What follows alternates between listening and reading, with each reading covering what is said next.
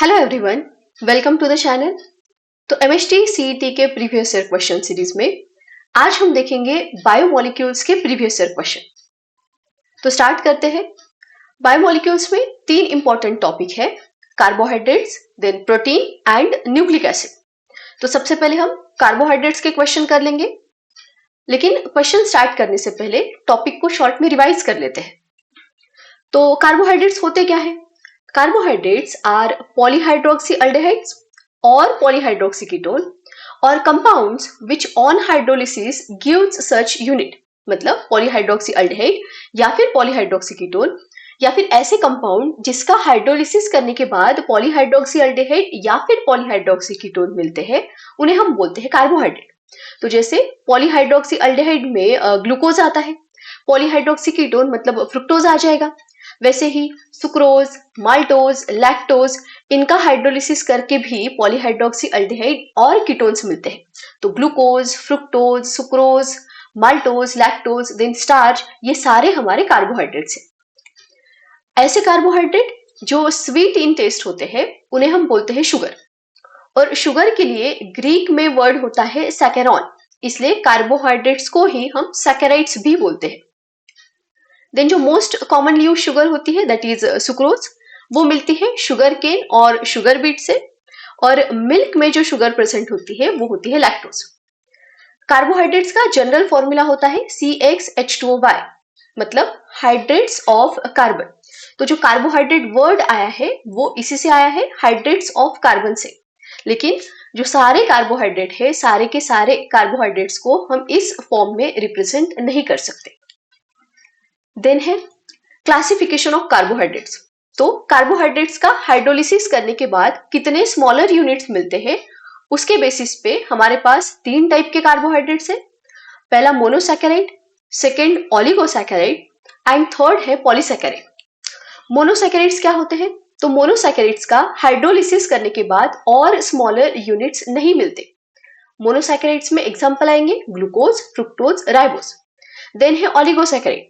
तो ओलिगोसैकेराइड्स मतलब ऐसे कार्बोहाइड्रेट जिनका हाइड्रोलिसिस करने के बाद 2 to 10 मोनोसैकेराइड के यूनिट्स मिलते हैं, उन्हें हम बोलेंगे ओलिगोसैकेराइड। देन ओलिगोसैकेराइड्स के फिर से टाइप है। अगर सैकेराइड्स का हाइड्रोलिसिस करने के बाद 2 मोनोसैकेराइड्स के मॉलिक्यूल मिलते हैं तो फिर उसे हम बोलेंगे डाइसैकेराइड। डाइसैकेराइड्स में तीन एग्जांपल हमें याद रखने हैं, sucrose, maltose and lactose. Then trisaccharides. तो ट्राइसैकेराइड मतलब ऐसे सैकेराइड्स या फिर ऐसे कार्बोहाइड्रेट्स जिसका हाइड्रोलिसिस करने के बाद 3 मोनोसैकेराइड्स के मॉलिक्यूल मिलेंगे। और 4 अगर मॉलिक्यूल मिलते हैं हाइड्रोलिसिस करने के बाद तो वैसे ओलिगोसैकेराइड्स को, वैसे कार्बोहाइड्रेट्स को हम बोलेंगे टेट्रासैकेराइड्स। ठीक है, तो मोनोसैकेराइड्स जिसका फर्दर हाइड्रोलिसिस करके और स्मॉलर यूनिट्स नहीं मिलते। ओलिगोसैकेराइड जिसका हाइड्रोलिसिस करने के बाद 2 से 10 मोनोसैकेराइड के मॉलिक्यूल मिलेंगे। अगर हाइड्रोलिसिस के बाद 2 मोनोसैकेराइड के मॉलिक्यूल मिलते हैं तो डाइसैकेराइड, 3 मिलेंगे तो ट्राइसैकेराइड, 4 मिलेंगे तो टेट्रासैकेराइड। और अगर कार्बोहाइड्रेट का हाइड्रोलिसिस करने के बाद large number of monosaccharide unit मिलते हैं तो फिर उसे हम बोलते हैं पॉलीसैकेराइड्स। एग्जांपल्स याद रखने हैं। इसी एक चार्ट के ऊपर आगे आप लोगों को बहुत सारे क्वेश्चन दिखेंगे, तो यहाँ पे जो सारे एग्जांपल्स है उसे बहुत अच्छे से याद करके रखना है। मोनोसैकेराइड में ग्लूकोज, फ्रुक्टोज, राइबोज आता है। ओलिगोसैकेराइड में हमारे पास डाइसैकेराइड, ट्राइसैकेराइड, टेट्रासैकेराइड है। डाइसैकेराइड में कौन कौन आता है? तो सुक्रोज, लैक्टोज एंड माल्टोज, ये हमें पता होना चाहिए। ट्राइसैकेराइड में आएगा रैफिनोज।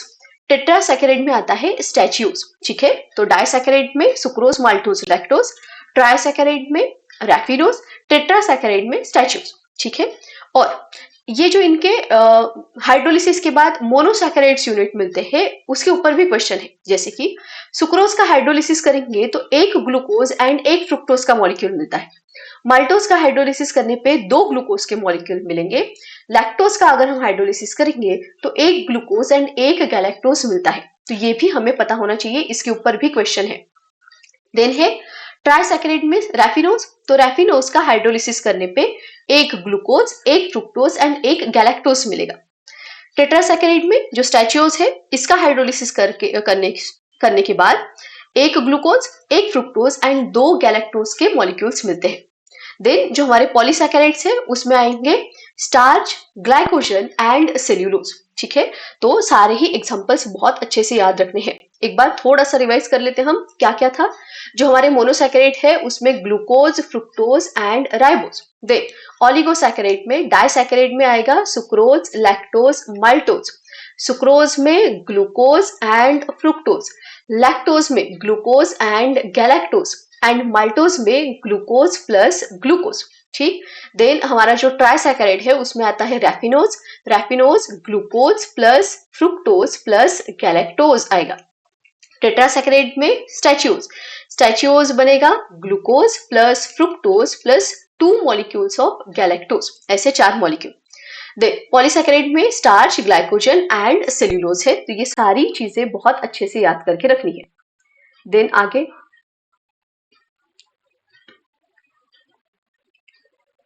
उसके बाद है नॉमेनक्लेचर। अभी उसके ऊपर क्वेश्चन तो नहीं है लेकिन थोड़ा सा टॉपिक है, इसको देख ही लेते हैं।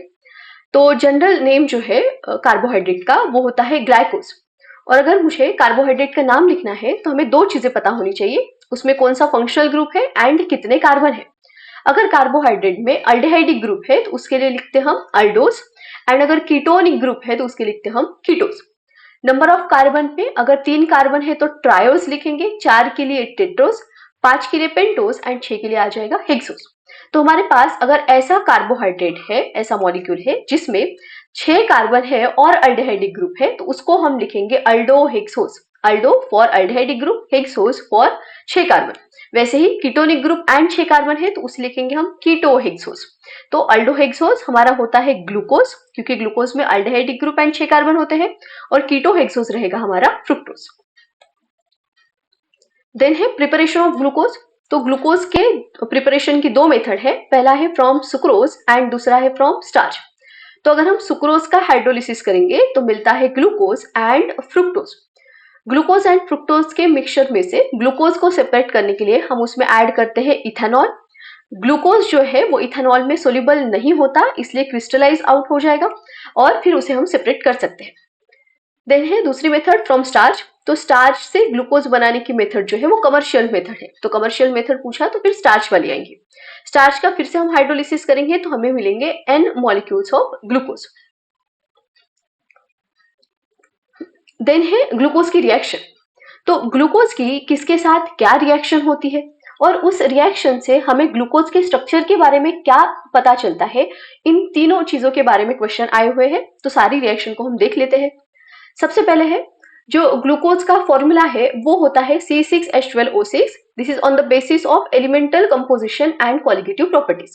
देन अगर हम ग्लूकोज की रिएक्शन करेंगे या फिर हम ग्लूकोज को हीट करेंगे HI के साथ, ठीक है, बहुत देर तक ग्लूकोज को अगर हम HI के साथ हीट करेंगे तो मिलता है N-हेक्सेन। तो हमें ये भी पता होना चाहिए कि ग्लूकोज की HI के साथ रिएक्शन करेंगे तो क्या बनता है और इससे इन्फरेंस क्या मिलता है। तो इससे इन्फरेंस मिलता है कि ग्लूकोज में जो 6 कार्बन है वो स्ट्रेट चेन में प्रेजेंट है। 6 carbon in glucose molecule form a straight chain. ठीक है, तो ग्लूकोज की HI के साथ रिएक्शन करके, दैट इज हीट करेंगे उसको HI के साथ, तो N-हेक्सेन मिलेगा।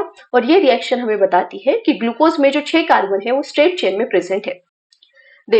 ग्लूकोज की अगर हम रिएक्शन करते हैं हाइड्रोक्सिल अमीन के साथ तो मिलता है ऑक्साइड। ठीक है, और अगर हम HCN के साथ रिएक्शन करेंगे तो मिलता है साइनोहाइड्रिन। ग्लूकोज की हाइड्रोक्सिलामीन NH2OH के साथ रिएक्शन करेंगे तो ऑक्सीन, और HCN के साथ रिएक्शन करेंगे तो साइनोहाइड्रिन। कुछ नहीं करना है, ये जो हमारा कार्बोनिल ग्रुप है ग्लूकोज का, C डबल बॉन्ड O और यहाँ पे H रहेगा, इसकी NH2OH के साथ रिएक्शन करो, यहाँ से O और यहाँ से H2 निकाल दो, बाकी NOH बचा है वो हमने यहाँ पे लिख दिया है।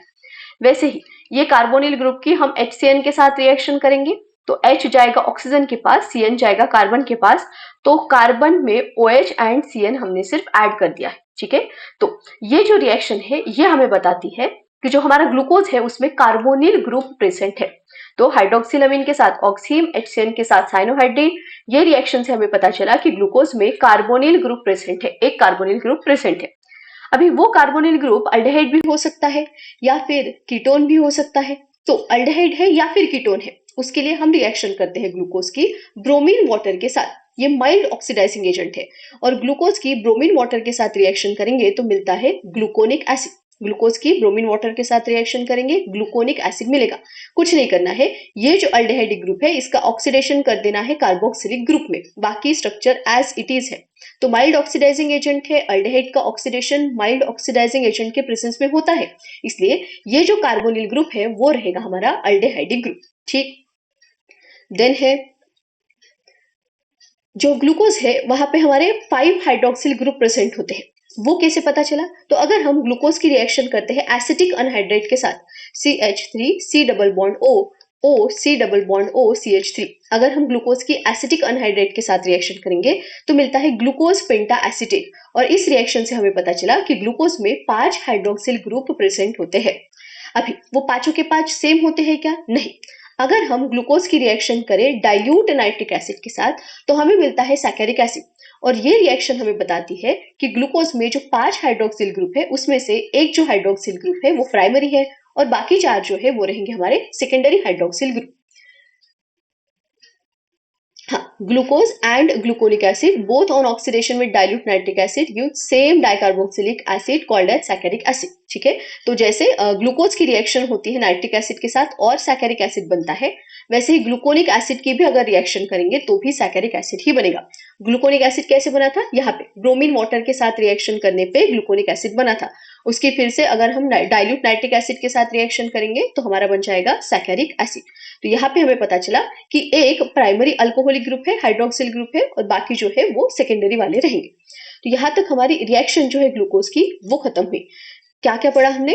पहले तो हीट करेंगे HI के साथ, ग्लूकोज को HI के साथ हीट करेंगे, एन-हेक्सेन ये बताता है कि सारे कार्बन जो है 6 कार्बन वो स्ट्रेट चेन में है। ग्लूकोज की हाइड्रोक्सिलामीन के साथ रिएक्शन करेंगे तो ऑक्साइड, HCN के साथ रिएक्शन करेंगे साइनोहाइड्रीन, ये टेस्ट हमें बताती है कि वहां पे एक कार्बोनिल ग्रुप प्रेजेंट है। ग्लूकोज की ब्रोमीन वाटर के साथ रिएक्शन करेंगे तो ग्लूकोनिक एसिड, इससे हमें पता चला कि वो कार्बोनिल ग्रुप अल्डेहाइडिक ग्रुप है। देन ग्लूकोज की एसिटिक अनहाइड्रेट के साथ रिएक्शन करेंगे तो ग्लूकोज पेंटा एसिटेट बनेगा, इससे हमें पता चला कि 5 हाइड्रोक्सिल ग्रुप वहां पे है, उसमें से एक प्राइमरी अल्कोहलिक ग्रुप है, वो हमें पता चला डाइल्यूट नाइट्रिक एसिड के साथ रिएक्शन करने पे, जहां पे बनता है सैकेरिक एसिड। उसके बाद है ग्लूकोज का स्ट्रक्चर, ग्लूकोनिक एसिड का स्ट्रक्चर एंड सैकेरिक एसिड का स्ट्रक्चर, ये भी पता होना चाहिए। ग्लूकोज के लिए 1 2 3 4 5 6 कार्बन निकाल लेना है। सबसे पहला कार्बन है CHO एंड सबसे लास्ट वाला कार्बन होता है CH2OH। सबसे पहला CHO, लास्ट वाला CH2OH। देन 1 2 3 थर्ड कार्बन पे यहाँ पे H और यहाँ पे OH, बाकी सारे ही कार्बन में OH OH OH एंड यहाँ पे आ जाएगा H H एंड H। ये हो गया हमारे ग्लूकोज का स्ट्रक्चर। अगर CHO का ऑक्सीडेशन करके यहाँ पे कार्बोक्सिल ग्रुप है तो ये ग्लूकोनिक एसिड है, और दोनों यहाँ पे कार्बोक्सिलिक ग्रुप है तो ये हमारा सैकेरिक एसिड है। ग्लूकोज में 4 कायरल कार्बन आइटम प्रेजेंट होते हैं। ये जो बीच वाले कायरल कार्बन है, हाँ, ये second, third, fourth and fifth, ये हमारे 4 कायरल कार्बन आइटम रहेंगे किसमें? ग्लूकोज में। देन आता है DL configuration, capital D capital L configuration. तो DL कॉन्फ़िगरेशन में हम स्टैंडर्ड लेते हैं ग्लिसरॉल्डिहाइड को। ग्लिसरॉल्डिहाइड का भी स्ट्रक्चर याद रखना है। यहाँ पे ऊपर CHO, यहाँ पे CH2OH, दे एक कार्बन पे ये H और यहाँ पे OH। ठीक है, इजी स्ट्रक्चर है, ग्लूकोज जैसा ही है, सिर्फ यहाँ पे एक ही कायरल कार्बन है। तो अगर इस कायरल कार्बन पे जो OH है वो राइट हैंड साइड में है तो इसको हम बोलते हैं डी ग्लिसरॉल्डिहाइड, और अगर OH लेफ्ट हैंड साइड में है तो उसे हम बोलते हैं L ग्लिसरॉल्डिहाइड। इसी के ही रिस्पेक्ट में हम ग्लूकोज को भी कॉन्फ़िगरेशन दे सकते हैं DL कॉन्फ़िगरेशन, लेकिन ग्लिसरॉल्डिहाइड में एक ही कायरल कार्बन है, ग्लूकोज में तो 4 कायरल कार्बन है। तो कौन से कायरल कार्बन का OH हम देखें तो जो लास्ट कायरल कार्बन है, दैट इज 5th नंबर का कायरल कार्बन है, उसका हाइड्रोक्सिल ग्रुप हमें देखना है। 5th कायरल कार्बन मतलब लास्ट कायरल कार्बन का OH अगर राइट में है तो इसको हम बोलते हैं डी ग्लूकोज। तो ग्लूकोज में राइट हैंड साइड में ही रहेगा ये OH, तो इसलिए इसको डी ग्लूकोज हम बोलेंगे। यहाँ पे हमने लिखा है डी पॉजिटिव ग्लूकोज, तो डी फॉर डी कॉन्फ़िगरेशन, मतलब लास्ट कायरल कार्बन का OH राइट हैंड साइड में रहेगा। प्लस किसके लिए है? क्योंकि ये डेक्स्ट्रो रोटेटरी है। देन है हमारा रिंग स्ट्रक्चर ऑफ ग्लूकोज। तो कुछ प्रॉपर्टीज जो है ग्लूकोज की वो ग्लूकोज के स्ट्रेट चेन स्ट्रक्चर से, इस वाले स्ट्रक्चर से एक्सप्लेन नहीं होती, इसलिए हम कंसिडर करते हैं ग्लूकोज का रिंग स्ट्रक्चर। तो ग्लूकोज के रिंग स्ट्रक्चर में ग्लूकोज का रिंग स्ट्रक्चर फॉर्म करने के लिए रिएक्शन किसके बीच में होती है? तो ये जो हमारा कार्बोनिल ग्रुप है, दैट इज अल्डिहाइडिक ग्रुप है, और ये 5th कार्बन का जो OH है, इन दोनों के बीच में रिएक्शन होंगी। इसको मैं यहाँ पे लिखती हूँ थोड़ा। ये carbon C double bond OH, then second, third, fourth, fifth and यहाँ पे सिक्स्थ रहेगा CH2OH। यहाँ पे 1 2 3 थर्ड कार्बन पे H OH, यहाँ पे OH रहेगा, यहाँ पे OH रहेगा, यहाँ पे भी OH OH, और ये मैं अलग कलर से लिख रही हूँ फिफ्थ कार्बन का OH। यहाँ पे रहेगा OH और यहाँ पे रहेगा यहाँ पे H, यहाँ पे गलत लिखा ना मैंने, HOH, यहाँ पे OH, तो यहाँ पे H चाहिए था, यहाँ पे OH, यहाँ पे H चाहिए, ठीक है। हाँ, देन यहाँ पे OH है, ये OH को मैं ऐसे लिख रही हूँ। तो होता क्या है, ये ऑक्सीजन की लोन पेयर अटैक करेंगे इस कार्बन के ऊपर और ये शिफ्ट होगा ऑक्सीजन के ऊपर चार्ज, है ना। तो यहाँ पे मैं बॉन्ड बना देती हूँ, ये ऑक्सीजन का, यहाँ पे ये ऑक्सीजन का और ये कार्बन का बॉन्ड बन गया। इसके ऊपर आएगा पॉजिटिव चार्ज और ये निगेटिव चार्ज जाएगा, मतलब बॉन्ड शिफ्ट होगा किसके ऊपर, ऑक्सीजन के ऊपर, तो ये O नेगेटिव। दे ये H पॉजिटिव यहाँ से निकल जाएगा, है ना, ये बॉन्ड शिफ्ट होगा ऑक्सीजन के ऊपर, H पॉजिटिव यहाँ से निकल जाएगा और ये H पॉजिटिव यहाँ जाके बनेगा OH, है ना। अभी ये जो OH है या तो ये लेफ्ट हैंड साइड में आ सकता है या फिर राइट हैंड साइड में आ सकता है। ये जो फर्स्ट कार्बन है, ये फर्स्ट कार्बन था ना हमारा, कार्बोनिल कार्बन जो था, ये जो अभी कायरल कार्बन बना है, ये हमारा फर्स्ट कार्बन है। इस फर्स्ट कार्बन को हम बोलते हैं एनोमेरिक कार्बन। तो एनोमेरिक कार्बन का OH या तो लेफ्ट हैंड साइड में हो सकता है या फिर राइट हैंड साइड में हो सकता है। अगर ये एनोमेरिक कार्बन का जो हाइड्रोक्सिल ग्रुप है वो राइट हैंड साइड में है तो उसे हम लिखते हैं अल्फा, और अगर OH group left hand side में है तो उसे हम लिखेंगे बीटा, ठीक है। तो ये चीज याद रखनी है कि ग्लूकोज के रिंग स्ट्रक्चर जब फॉर्म होता है, ग्लूकोज का रिंग स्ट्रक्चर जब फॉर्म होता है तो रिएक्शन किसके बीच में हुई है, फिफ्थ कार्बन का OH एंड हमारा carbonyl group, that is aldehydic group. दे अगर ये एनोमेरिक कार्बन का OH राइट हैंड साइड में है तो अल्फा फॉर्म है, अल्फा ग्लूकोज है वो, और अगर लेफ्ट हैंड साइड में है तो फिर वो बीटा ग्लूकोज रहेगा। यहाँ पे अल्फा एनोमेरिक कार्बन के OH के बारे में बताता है, डी लास्ट कायरल कार्बन के OH के बारे में बताता है, ठीक है। दे इसको ही, इस रिंग स्ट्रक्चर को हम लिखते हैं हार्वर्ड प्रोजेक्शन फॉर्मूले में। तो हार्वर्ड प्रोजेक्शन फॉर्मूला ग्लूकोज का इस तरह से रहेगा। इस फॉर्मूले में ये जो बॉटम वाली, बिलो वाली साइड रहेंगी उसको हम अल्फा साइड बोलते हैं, जो अबव वाली साइड है उसको हम बोलते हैं बीटा साइड। क्योंकि ये स्ट्रक्चर पायरेन से रिसेंबल करता है इसलिए इसको हम बोलते हैं ग्लूकोपायरेनोज स्ट्रक्चर। अभी एज सच ग्लूकोज के एग्जैक्ट इस स्ट्रक्चर के ऊपर कोई क्वेश्चन नहीं है, लेकिन फिर भी ग्लूकोज के स्ट्रक्चर को याद रख लेना, इजी ही है। 6 मेंबर रिंग निकालनी है और यहाँ पे ऑक्सीजन पहले छाप दो, ठीक है। फिर इस तरह से यहाँ पे, हाँ, ये जो H और OH है इसको लिखने के लिए पहले देखना कि अल्फा है या फिर बीटा है, अल्फा ग्लूकोज है या फिर बीटा ग्लूकोज है। अगर अल्फा ग्लूकोज है तो OH रहेगा बिलो साइड में, मतलब अल्फा साइड में, और फिर यहाँ पे रहेगा H। दे यहाँ पे क्रॉस में OH OH लिख दो, इस तरह से क्रॉस में OH OH, देन यहाँ पे H और H आएगा, यहाँ पे CH2OH, देन यहाँ पे H, और यहाँ पे फोर्थ कार्बन का OH होता है नीचे, ठीक है। अगर इस तरह से इजी लगता है तो ऐसे याद रखो, या फिर और किसी तरह से अगर आपको ट्रिक पता होगी तो वैसे याद रखो। ग्लूकोज का स्ट्रक्चर याद रख लेना, कुछ ही नहीं है, ये इस कार्बन का जो OH है वो अल्फा बीटा से डिसाइड करना है, क्रॉस करके OH OH लिखना है, जो बचा है वहां पे हाइड्रोजन, यहाँ पे हमेशा ही CH2OH रहेगा और यहाँ पे OH रहेगा बिलो में। तो ये रहेगा हमारा ग्लूकोज का स्ट्रक्चर जिसको हम बोलते हैं ग्लूकोपायरेनोज। देन है, हाँ, देन वैसे ही फ्रुक्टोज का भी स्ट्रक्चर रहेगा। फ्रुक्टोज के स्ट्रक्चर के लिए किसकी रिएक्शन होगी, देखो ये जो हमारा फिफ्थ कार्बन है, ये फिफ्थ कार्बन और ये सेकेंड कार्बन, ठीक है। सेकेंड वाला जो कार्बोनिल ग्रुप है, कीटोनिक ग्रुप होता है फ्रुक्टोज में, तो ये सेकेंड कार्बन और यहाँ का फिफ्थ कार्बन, इन दोनों में रिएक्शन होगी और यहाँ पे बनेगा हमारा फिर से alpha fructose and beta fructose. यहाँ पे भी सेम है, OH राइट हैंड साइड में है तो अल्फा, OH अगर लेफ्ट हैंड साइड में है तो यहाँ पे आ जाएगा बीटा। यहाँ पे OH वो सेकेंड कार्बन का है, ये सिर्फ याद रखना है। ये स्ट्रक्चर रिसेंबल करता है फ्यूरैन से, इसलिए इसको हम बोलेंगे फ्रुक्टोफ्यूरेनोज। तो अल्फा डी निगेटिव फ्रुक्टोफ्यूरेनोज एंड ये बीटा डी निगेटिव फ्रुक्टोफ्यूरेनोज। अल्फा बताता है जो हमारा कार्बन है, सेकेंड वाला कार्बन जो है यहाँ पे, उस पे OH कहाँ पे है, राइट हैंड साइड में या फिर लेफ्ट हैंड साइड में। डी बताता है लास्ट कायरल कार्बन का OH राइट हैंड साइड में है या फिर लेफ्ट हैंड साइड में। निगेटिव मतलब ये लियो रोटेटरी रहेगा, एंटी क्लॉकवाइज डायरेक्शन में इसका रोटेशन रहेगा। देन है हमारा सुक्रोज। ये हो गए हमारे ग्लूकोज एंड फ्रुक्टोज के स्ट्रक्चर।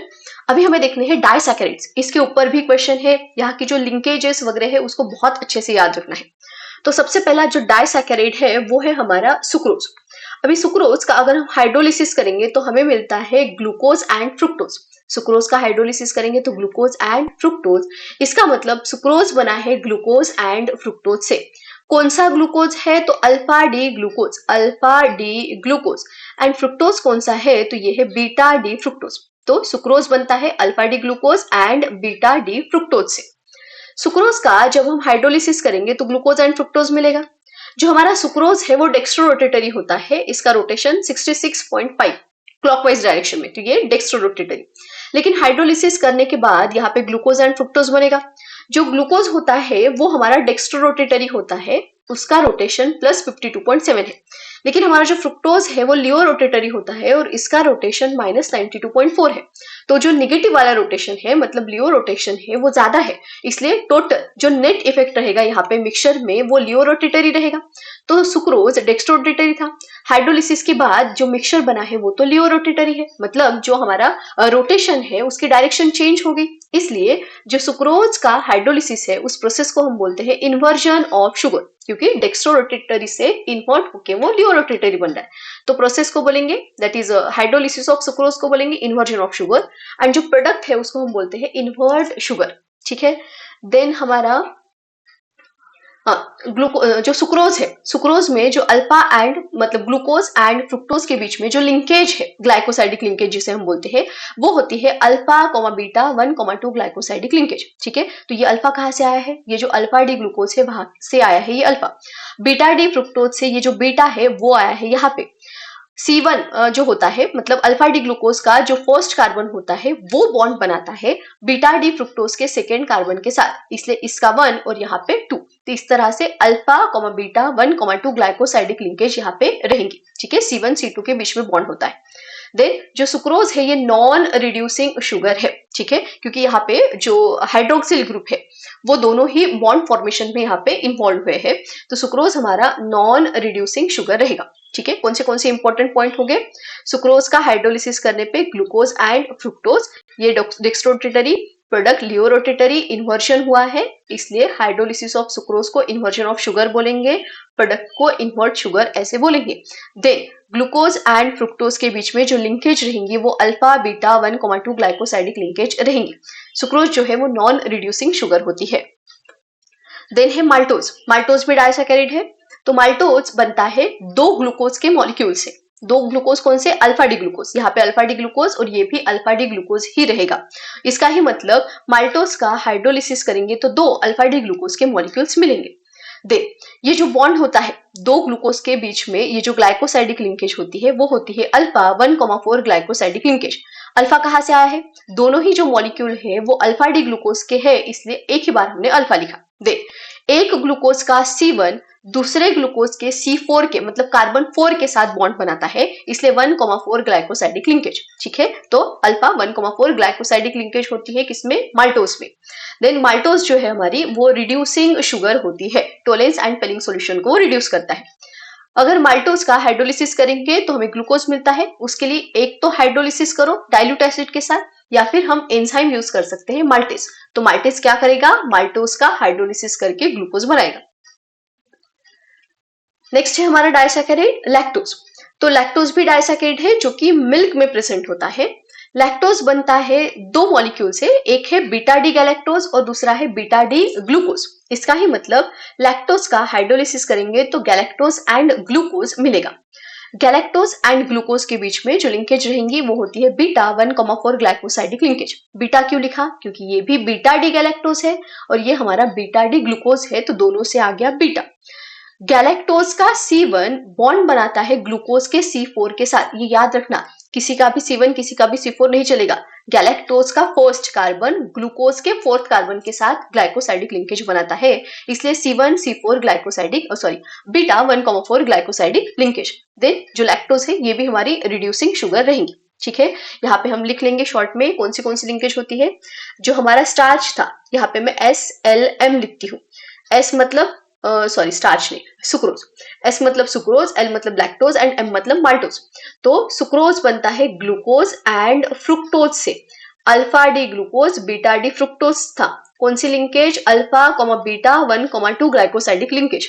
दे लैक्टोज, यही हमारा लैक्टोज में galactose plus glucose, galactose beta वाला है, ग्लूकोज भी बीटा वाला है, इसलिए बीटा एंड कौन सी linkage 1,4 linkage, 1,4 glycosidic linkage. Maltose में दोनों ग्लूकोज ग्लूकोज के मॉलिक्यूल, ये ग्लूकोज अल्फा ग्लूकोज, ये वाला भी अल्फा ग्लूकोज है और यहाँ पे लिंकेज रहेंगे अल्फा 1,4 ग्लाइकोसाइडिक लिंकेज। तो सिर्फ सुक्रोज में 1,2 लिंकेज होती है, लैक्टोज माल्टोज में 1,4 ग्लाइकोसाइडिक लिंकेज रहेंगी, सुक्रोज में alpha D glucose beta D fructose, यहाँ पे दोनों बीटा गैलेक्टोज बीटा ग्लूकोज और यहाँ पे रहेगा हमारा अल्फा डी ग्लूकोज के दोनों मॉलिक्यूल। ये हो गए हमारे डाइसैकेराइड्स।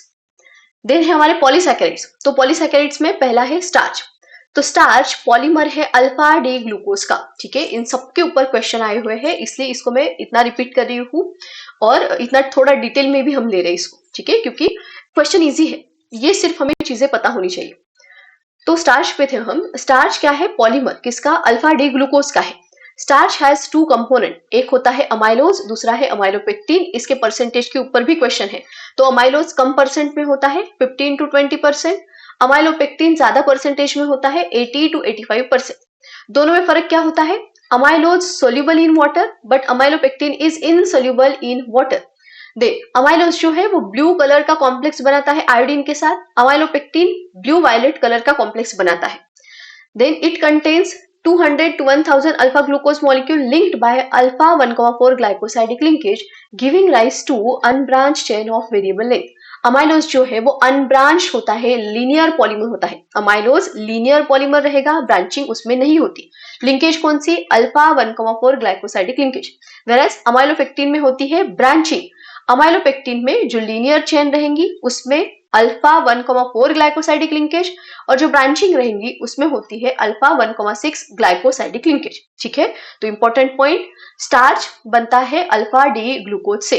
स्टार्च के 2 कंपोनेंट अमाइलोज अमाइलोपेक्टिन, अमाइलोज कम अमाउंट में, अमाइलोपेक्टिन ज्यादा अमाउंट में। अमाइलोज वाटर सोल्यूबल रहेगा, अमाइलोपेक्टिन इनसोल्यूबल रहेगा। अमाइलोज में ब्रांचिंग नहीं होती, अमाइलोपेक्टिन में ब्रांचिंग होती है। लीनियर चेन में अल्फा 1,4 लिंकेज, ब्रांचिंग में अल्फा 1,6 लिंकेज। देन है सेल्यूलोज।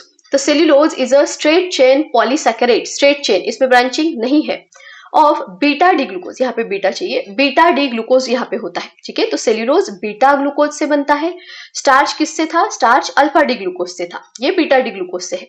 कौन सी लिंकेज होती है? 1,4 ग्लाइकोसाइडिक लिंकेज, जो यहाँ पे स्टार्च में भी थी। The chemical hydrolysis of cellulose required use of concentrated strong acid at high temperature and pressure. जो सेल्यूलोज होता है उसमें जो बीटा 1,4 ग्लाइकोसाइडिक लिंकेज होती है वो बहुत स्ट्रांग होती है, इसलिए इसका इजीली हाइड्रोलिसिस नहीं होता। हाइड्रोलिसिस के लिए कॉन्सेंट्रेटेड एसिड चाहिए and high temperature and pressure चाहिए। The human do not have enzyme which can hydrolyze this linkage, hence cellulose cannot be digested by human being. Human being cellulose को digest नहीं कर सकते, कोई enzyme हमारे पास नहीं है इसका hydrolysis करने के लिए। It serves as a fibrous content for food of food useful for bowel movement. Then आता है हमारा glycogen. ये थर्ड हमारा पॉलीसैकेराइड है, पहला स्टार्च, दूसरा सेल्यूलोज, अभी ग्लाइकोजन। तो glycogen has its structure similar to that of amylopectin. मतलब कौन सा? ये जो स्टार्च में था अमाइलोपेक्टिन, लीनियर में अल्फा 1,4 लिंकेज थी, ब्रांचिंग में 1,6 लिंकेज थी। तो ग्लाइकोजन सिमिलर स्ट्रक्चर होता है अमाइलोपेक्टिन की तरह but more highly branch, branching ज्यादा रहेंगी लेकिन सेम स्ट्रक्चर रहेगा अमाइलोपेक्टिन की तरह। तो ये हो गए हमारे पॉलीसैकेराइड्स और यहाँ पे हमारा जो टॉपिक है जो रिवाइज करना था हमें वो कंप्लीट हो गया। अभी हम क्वेश्चन स्टार्ट कर रहे हैं। तो पहला क्वेश्चन है, what type of glycosidic linkage is present in lactose. तो लैक्टोज किससे बनता है? एक होता है उसमें गैलेक्टोज और दूसरा क्या होता है? ग्लूकोज। गैलेक्टोज कौन सा? बीटा डी गैलेक्टोज और बीटा डी ग्लूकोज। इसका 1 और इसका 4 कार्बन और दोनों में बीटा है तो बीटा 1,4 लिंकेज रहेंगी। ऑप्शन बी इसका करेक्ट आंसर रहेगा। नेक्स्ट है, identify carbon atom of glucose and fructose forming glycosidic linkage. तो ग्लूकोज एंड फ्रुक्टोज में ग्लूकोज एंड फ्रुक्टोज में से किसकी ग्लाइकोसाइडिक लिंकेज बनती है? तो हमें पता है ये सुक्रोज का क्वेश्चन है ना। तो सुक्रोज में ग्लूकोज का होता है हमारा अल्फा डी ग्लूकोज होता है, फ्रुक्टोज होता है बीटा डी फ्रुक्टोज। इसका C1 था और इसका C2 था। तो C1 of alpha D glucose and C2 of beta D fructose, यही रहेगा ना, C1 C2 लिंकेज थी ना, ऑप्शन ए ही रहेगा इसका answer, C1 alpha D glucose का and C2 beta D fructose का। Next, what is the number of chiral carbon atoms and number of formyl group respectively present in ribose. तो ribose में हमें पूछा है chiral carbon and formyl group कितने होते हैं। तो हमें पता है राइबोज ये पेंटोज शुगर है, 5 कार्बन वाली शुगर होती है, तो 1 2 3 4 और यहाँ पे लेंगे हम 5। यहाँ पे इन तीनों कार्बन में CHOH होता है, इसको ऐसे लिख सकते हैं हम CHOH थ्राइस एंड यहाँ पे CH2OH, ये रहेगा हमारा क्या, राइबोज। हाँ, कितने कायरल कार्बन आइटम रहेंगे, तो ये जो 3 कार्बन होते हैं ये कायरल होते हैं, ये तो नहीं रहेगा कायरल, ये भी नहीं रहेगा, तो 3 कायरल कार्बन रहेंगे एंड एक फॉर्मिल ग्रुप मतलब अल्डिहाइडिक ग्रुप रहेगा। तो नंबर ऑफ फॉर्मिल ग्रुप पहले कायरल एंड बाद में फॉर्मिल, तो 3 बनाएगा आंसर, 3 and 1 ऑप्शन सी इसका करेक्ट आंसर रहेगा। Next, which carbon atom of glucose in open chain structure numbered from C1 to C6 are not chiral। तो glucose का structure CHO, एक carbon, then second, third, fourth, fifth and यहाँ पे 6, यहाँ पे CH2OH। तो पूछा है ये 1, ये 2, 3, 4, 5 और 6, 1 से 6 के बीच में कौन कायरल कार्बन हाँ, कौन सा कायरल कार्बन नहीं होता। तो हमें पता है ये 1, ये दूसरा, तीसरा एंड ये 4, यही तो 4 कायरल कार्बन होते हैं, है ना। अभी मैं यहाँ पे डिटेल में स्ट्रक्चर वगैरह नहीं लिख रही हूँ क्योंकि हमने ऑलरेडी रिवाइज करते समय थोड़ा डिटेल में ले लिया है, ठीक है। तो ये कायरल कार्बन नहीं होता, ये भी नहीं होता, ये बीच वाले जो 4 है वो कायरल कार्बन होते हैं। तो हमारा C1 and C6 chiral carbon नहीं होगा, ऑप्शन बी इसका करेक्ट आंसर रहेगा। Next, identify compound X in the following reaction. तो पहले ग्लूकोज लिया है, ग्लूकोज की रिएक्शन की है ब्रोमीन वाटर के साथ, तो ग्लूकोज का स्ट्रक्चर CHO CHOH4 एंड यहाँ पे रहेगा CH2OH, ठीक है। इसकी रिएक्शन करेंगे हम ब्रोमीन वाटर के साथ, Br2 वाटर के साथ, तो हमें पता है ये माइल्ड ऑक्सीडाइजिंग एजेंट है, CHO का कन्वर्शन COOH में करेगा, बाकी कुछ नहीं चेंज होता, ये जैसे के वैसे लिखा हमने। ये क्या है, ये ग्लूकोनिक एसिड है। ग्लूकोनिक एसिड की अगर हम डाइल्यूट नाइट्रिक एसिड के साथ रिएक्शन करते हैं तो हमें पता है ये COOH एज इट इज रहेगा, और जो हमारा लास्ट OH है that is primary hydroxyl group जो है उसका हाइड्रोलिसिस ऑक्सीडेशन होके यहाँ पे भी कार्बोक्सिलिक ग्रुप बन जाएगा, ये सैकेरिक एसिड होता है। ये ग्लूकोनिक एसिड, ये सैकेरिक एसिड, तो X क्या रहेगा, सैकेरिक एसिड, ऑप्शन बी इसका करेक्ट आंसर है। Next, identify the enzyme used for inversion of sugar. तो इन्वर्जन ऑफ शुगर मतलब शुगर से जो ग्लूकोज एंड फ्रुक्टोज बनता है उसे हम इन्वर्जन ऑफ शुगर बोलते हैं। कौन सा एंजाइम यूज होता है यहाँ पे, तो यहाँ पे यूज होता है इन्वर्टेज एंजाइम, ऑप्शन सी इसका करेक्ट आंसर रहेगा। नेक्स्ट है, which from following statement is correct about amylose. Amylose के बारे में क्या करेक्ट है ये पूछा है। तो इट इज वाटर सोल्यूबल, हाँ सही है, ये तो वाटर सोल्यूबल होता है, अमाइलोपेक्टिन वाटर सोल्यूबल नहीं होता, तो यही हमारा आंसर रहेगा। बाकी भी देख लो क्यों गलत है। It contains alpha 1,6 glycosidic linkage, नहीं 1,4 लिंकेज होती है। It is found in starch up to 85%, नहीं 15 to 20% होता है। It is branch chain polysaccharide, ये भी नहीं, ये लीनियर चेन वाला होता है, इसलिए ऑप्शन ए हमारा करेक्ट आंसर रहेगा। नेक्स्ट है, आइडेंटिफाई ग्लाइकोसाइडिक लिंकेज इन सुक्रोज। सुक्रोज की ग्लाइकोसाइडिक लिंकेज, तो सुक्रोज में होता है alpha D glucose and beta D fructose, सही है। अल्फा का कार्बन 1 और ये फ्रुक्टोज का कार्बन 2, तो अल्फा बीटा 1,2, ऑप्शन ए इसका करेक्ट आंसर रहेगा। Next question, Which from following statement is not true about glucopyranose? Glucopyranose मतलब रिंग स्ट्रक्चर ऑफ ग्लूकोज के बारे में है, क्या गलत है ये पूछा हमें। तो it has hemiacetal structure, हाँ ये सही है, क्यों, इसी की वजह से तो वो रिड्यूसिंग होता है ना, तो ये सही है। The carbon atom numbered 1 is anomeric carbon, हाँ सही है, फर्स्ट कार्बन जो है वो एनोमेरिक होता है। A ring is formed of 6 carbon and 1 oxygen, नहीं ये गलत है, हमारा स्ट्रक्चर ना इस तरह से था, इस तरह से, ये एक ऑक्सीजन है और ये 1 2 3 4 5 कार्बन है ना, 5 कार्बन एंड एक ऑक्सीजन रहेगा, यहाँ पे इसने 6 कार्बन बोला है, तो ये गलत हो गया, इसलिए सी हमारा आंसर रहेगा। और पूछा lower side ring is alpha side, तो ये तो सही है, ऑप्शन सी ही हमारा गलत वाला रहेगा। Next, which from following is a correct statement for amylopectin? Amylopectin के लिए करेक्ट क्या है? तो it is soluble in water, नहीं, ये इनसोल्यूबल होता है। It is branch chain structure, तो ये तो सही है। It is form of beta 1,4 glycosidic linkage, beta नहीं होता, अल्फा होता है। It is not digested by human, option B ही हमारा करेक्ट आंसर रहेगा। ठीक है, then identify R in the following reaction. तो ग्लूकोज, इसकी रिएक्शन करेंगे रिएजेंट के साथ तो ग्लूकोक्सिम बनेगा। देखो ऑक्सिम है ना, ऑक्सिम किससे बनता है? हाइड्रोक्सिलामीन से, तो हाइड्रोक्सिलामीन NH2OH, ऑप्शन सी इसका आंसर है। Next, which among the following reagent indicates presence of primary alcoholic group in glucose? तो प्राइमरी अल्कोहलिक ग्रुप प्रेजेंट होता है ग्लूकोज में, ये हमें किससे पता चलता है? पहला है हाइड्रोक्सिलामीन, इससे तो हमें पता चलता है कि वहां पे कार्बोनिल ग्रुप है। HCl, ये भी कार्बोनिल ग्रुप दिखाता है। HNO3 नाइट्रिक एसिड के साथ रिएक्शन करेंगे तो ये रिएक्शन हमें बताती है कि वहां पे एक प्राइमरी हाइड्रोक्सिल ग्रुप प्रेजेंट है ना, सैकेरिक एसिड बनता था वहां पे।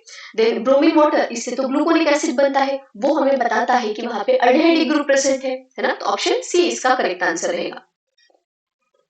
Next, what are different functional group present in glucose cyanohydrin? हमें पता है ग्लूकोज का स्ट्रक्चर इस तरह से, इसको थोड़ा मैं ऐसे लिखती हूँ, C डबल बॉन्ड O, यहाँ पे H, देन रहेगा CHOH4 और यहाँ पे CH2OH, ये ग्लूकोज है हमारा। इसके साथ अगर हम रिएक्शन करेंगे HCN की तो साइनोहाइड्रेट बनता है। कैसे? कुछ नहीं, ये हाइड्रोजन जाएगा ऑक्सीजन के पास और CN जो है वो जाएगा कार्बन के पास, तो CHO के पास गया H, इसके पास आ गया CN, बाकी जो है उसको जैसे के वैसे लिखो। ठीक है, ये बन गया हमारा ग्लूकोज साइनोहाइड्रेट। पूछा है इसमें कौन से फंक्शनल ग्रुप है, तो OH है एंड CN है, यहाँ पे भी OH ही है, तो बस OH एंड CN रहेगा, ऑप्शन डी इसका करेक्ट आंसर है। Next, identify false statement from following, गलत वाला पूछा है हमें। पहला है cellulose is a constituent of cell wall in animal cell, तो देखो यहाँ पे मैंने लिखा है starch is a common ingredient of food grain, cellulose is a constituent of cell wall of plant cell। Cellulose जो है ये कॉन्स्टिट्यूएंट है cell wall of plant cell का, यहाँ पे क्या दिया है? एनिमल सेल, तो गलत हो गया ये, और यही हमें पूछा था, तो ऑप्शन ए ही हमारा यहाँ पे करेक्ट आंसर रहेगा। बाकी जो 3 पॉइंट है वो सही है। Starch is common constituent of food grain, ये यहाँ पे लिखा है, सही है ये। Lactose is constituent of milk, ये भी सही है। Animals store polysaccharides in their body in the form of glycogen, ये भी पॉइंट यहाँ पे लिखा है, ये भी हमारा सही है, ऑप्शन ए हमारा गलत रहेगा। Next, identify glycosidic linkages for formation of chain and branches respectively in amylopectin. तो अमाइलोपेक्टिन में चेन एंड ब्रांचेस में कौन सी लिंकेजेस होती है? हमें पता है अमाइलोपेक्टिन स्टार्च में रहेगा, स्टार्च बनता है अल्फा डी ग्लूकोज से, चेन में लिंकेज होती है 1,4 और ब्रांचेस में 1,6, तो अल्फा 1,4 एंड अल्फा 1,6 चाहिए। बीटा तो है ही नहीं, बीटा तो होता ही नहीं इसमें, अल्फा बीटा नहीं होगा, ये भी नहीं रहेगा, हाँ option D alpha 1,4 and alpha 1,6 रहेंगे, ऑप्शन डी है आंसर इसका। Next, which from following n mole molecules of carbohydrate contain 2n mole molecule of galactose, n mole of glucose and n mole of fructose। तो galactose, glucose and fructose किससे मिलता है? 2n, देखो n mole of carbohydrate इसके 2n मोल देता है, एक काम करती हूँ ना, मैं इसको n ना लेके 1 देती हूँ, तो इसका n मोल इसके 2n मोल दे रहा है, इसके n इसके n, इसका मतलब इसका 1 मोल इसके 2 मोल, इसका 1 मोल और इसका 1 मोल देगा। और हमें पता है ना 2 गैलेक्टोज, 1 ग्लूकोज एंड 1 फ्रुक्टोज, ये तो टेट्रासैकेराइड हो गया, और टेट्रासैकेराइड कौन है हमारे पास? स्टैचुओज है, तो ऑप्शन डी इसका करेक्ट आंसर रहेगा। Next, identify molecular formula of levulose. पहले तो हमें पता चाहिए लियोलोज होता क्या है। तो जो हमारा फ्रुक्टोज है वो लियो रोटेटरी होता है और फ्रुक्टोज को ही हम बोलते हैं लियोलोज, तो हमें लियोलोज मतलब फ्रुक्टोज का फॉर्मूला यहाँ पे बताना है। तो फ्रुक्टोज का फॉर्मूला C6H12O6 होता है, कहाँ पे गया? C6H12O6, ऑप्शन ए ही हमारे यहाँ पे करेक्ट आंसर है। Next, which from following statement is correct about saccharic acid? Saccharic acid के बारे में करेक्ट क्या है? तो सैकेरिक एसिड का फॉर्मूला COOH, CHOH4 एंड यहाँ पे फिर से COOH। हाँ, it contains 2 carboxyl group and 4 hydroxyl group. ये तो सही है, ये 2 हाइड्रोक्सिल ग्रुप और ये देखो 4 में 4 OH रहेंगे, तो ये तो सही है ना। बस ऑप्शन ए ही हमारा करेक्ट आंसर रहेगा यहाँ पे। बाकी देख लो, बाकी गलत ही है, ऑप्शन ए ही हमारा सही है।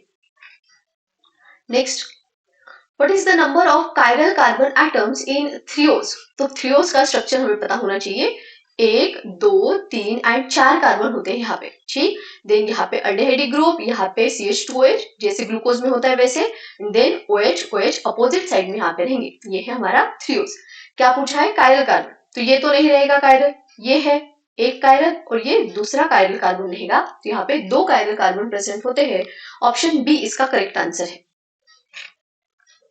Next, which from following compound is obtained when glucose is heated with HI for longer time? तो ग्लूकोज को HI के साथ हीट करेंगे बहुत टाइम के लिए, तो क्या बनता है? बनता है N-हेक्सेन, और ये हमें बताता है कि वहां पे ग्लूकोज में 6 कार्बन स्ट्रेट चेन में। ऑप्शन सी रहेगा इसका answer. Next, identify correct statement about glucose from following. तो ग्लूकोज इज अल्डोहेक्सोज, हाँ सही है, यही तो रहेगा करेक्ट वाला, है ना। अल्डोहेक्सोज, अल्डेहाइड ग्रुप रहेंगे एंड 6 कार्बन रहेंगे। ऑप्शन ए ही हमारे यहाँ पे करेक्ट आंसर है। बाकी देख लेते हैं क्यों गलत है। It is non reducing sugar, नहीं ये रिड्यूसिंग शुगर है। इट कंटेन्स 3 कायरल कार्बन, नहीं 4 होते हैं। इट्स रिंग स्ट्रक्चर इज हेमीकीटन, नहीं हेमी एसिटल होता है, ठीक है, इसलिए ऑप्शन ए हमारा करेक्ट आंसर रहेगा। Next, what type of glycosidic linkage are developed when excess glucose is to be stored for future use in animals? ठीक है, हमें पूछा है एक्सेस ऑफ ग्लूकोज जब स्टोर होता है एनिमल में, तो वहां पे कौन सी ग्लाइकोसाइडिक लिंकेज रहेंगी? तो ये स्टोर होता है in the form of glycogen, glycogen के फॉर्म में ये स्टोर होता है। और ग्लाइकोजन में कौन सी लिंकेज रहेगी?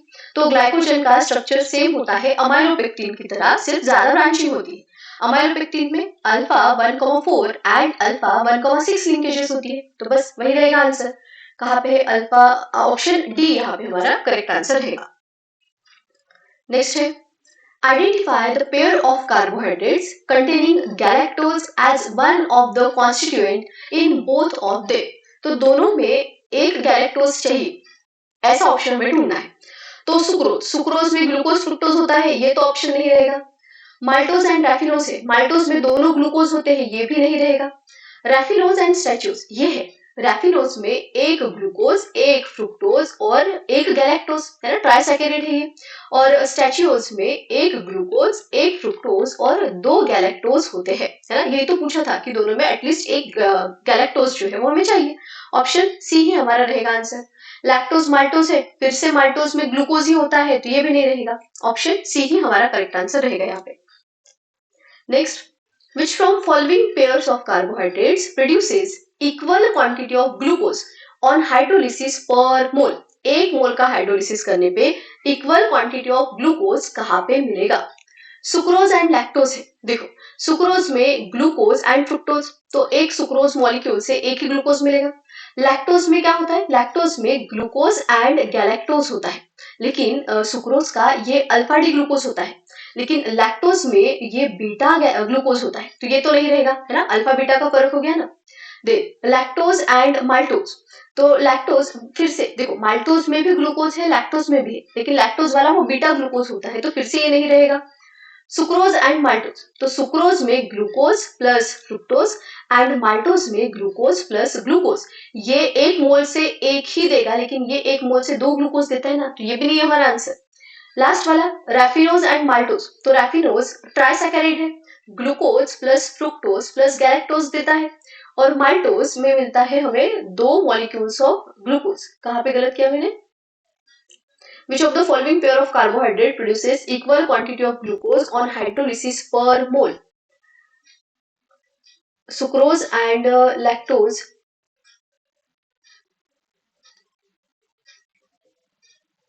एक मिनट रुक जाओ, यहाँ पे सुक्रोज, ग्लूकोज एंड फ्रुक्टोज मिलता है, सही। लैक्टोज में होता है glucose and galactose. Lactose and maltose का भी लिख लेती हूँ मैं, एक मिनट रुक जाओ, इसको लिख लेते पहले। शायद फिर वो अल्फा बीटा का कुछ नहीं होगा, है ना, अल्फा बीटा दोनों चलते होंगे। एक बार देख लेते, फिर से लिख रही हूँ मैं यहाँ पे। ये हो गया ग्लूकोज, फ्रुक्टोज, ग्लूकोज, गैलेक्टोज, ये बनता है हमारा आंसर, लेकिन ये अल्फा बीटा बन रहा है इसलिए हमने नहीं लिया था। ठीक है, यहाँ पे देख लेते हैं। लैक्टोज में होता है, लैक्टोज मतलब ग्लूकोज एंड गैलेक्टोज, लेकिन माल्टोज होता है ग्लूकोज प्लस ग्लूकोज, तो ये तो बिल्कुल नहीं है, क्योंकि ये एक ग्लूकोज का मॉलिक्यूल दे रहा है, लेकिन ये दो दे रहा है। हमें सेम वाले चाहिए, इक्वल क्वांटिटी चाहिए, यहाँ पे इक्वल क्वांटिटी नहीं है। देन है हमारा सुक्रोज, हाँ, सुक्रोज एंड माल्टोज। तो सुक्रोज में ग्लूकोज एंड फ्रुक्टोज, माल्टोज में फिर से हमारा रहेगा, माल्टोज में ग्लूकोज एंड ग्लूकोज, तो दो ग्लूकोज के मॉलिक्यूल हो गए, तो यहाँ पे फिर से दो, यहाँ पे एक, ये भी नहीं है हमारा आंसर। देन है रैफिनोज एंड माल्टोज। तो रैफिनोज में ट्राइसैकेराइड होने की वजह से ग्लूकोज, फ्रुक्टोज, गैलेक्टोज और माल्टोज होता है फिर से ग्लूकोज प्लस ग्लूकोज, तो यहाँ पे फिर से दो मॉलिक्यूल, यहाँ पे एक ही।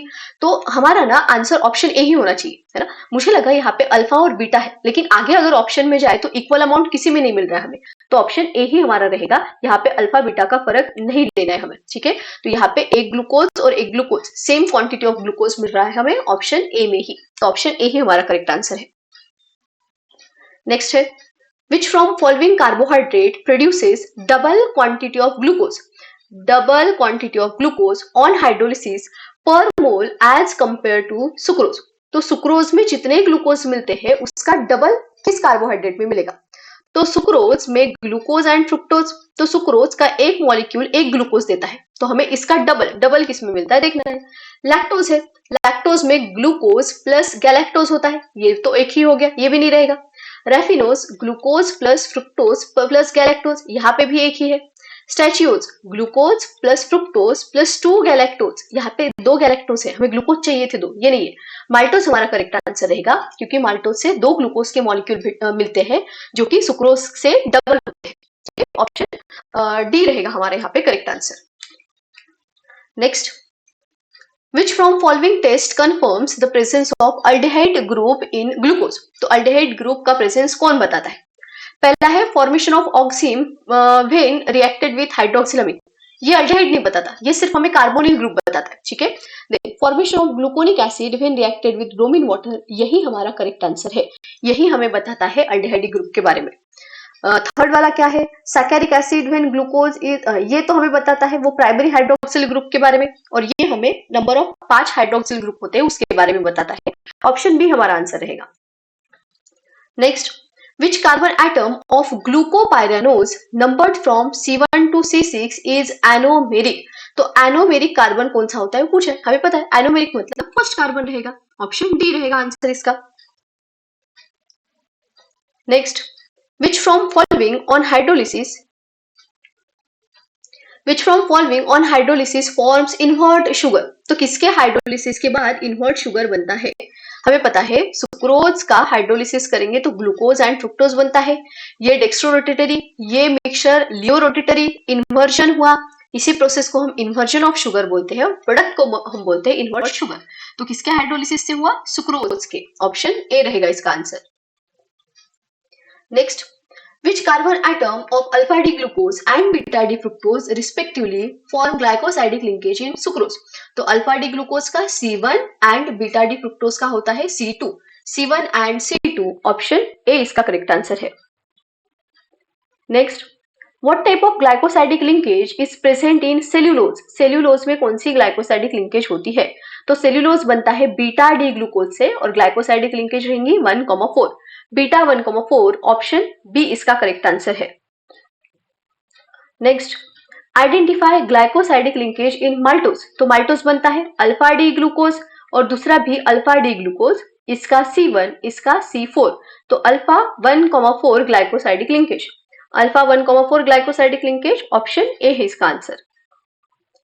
Next, what type of glycosidic linkages are present in amylose. Amylose ये वाटर सोल्यूबल अनब्रांच पॉलीमर था, है ना, स्टार्च का, तो इसमें अल्फा डी ग्लूकोज है इसलिए अल्फा और 1,4 लिंकेज रहेंगी, अल्फा 1,4, ऑप्शन ए इसका करेक्ट आंसर है। Identify the quantity of carbohydrate unit form after hydrolysis of n mole of lactose. तो लैक्टोज से ग्लूकोज एंड गैलेक्टोज बनता है, n एक मोल से एक ग्लूकोज एक गैलेक्टोज, तो n मोल से n glucose and n galactose बनेंगे। N glucose and n galactose, option B इसका करेक्ट आंसर है।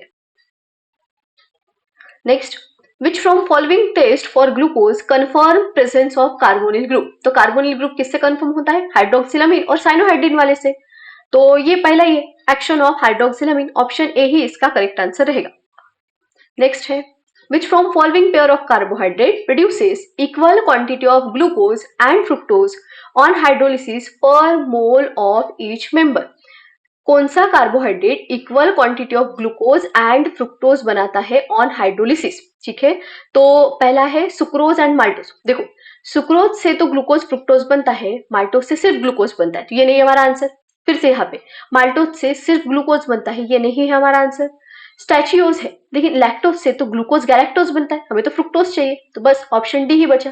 रैफिनोज ट्राइसैकेराइड है, तो ग्लूकोज, फ्रुक्टोज और गैलेक्टोज, और सुक्रोज से ग्लूकोज एंड फ्रुक्टोज, तो यहाँ पे भी एक ग्लूकोज एक फ्रुक्टोज, यहाँ पे भी एक ग्लूकोज एक फ्रुक्टोज, ऑप्शन डी हमारा आंसर रहेगा। Which from following carbohydrate is also called ल्यूलोज? किसको बोलते हैं ल्यूलोज? फ्रुक्टोज को, उसके लियो रोटेशन की वजह से।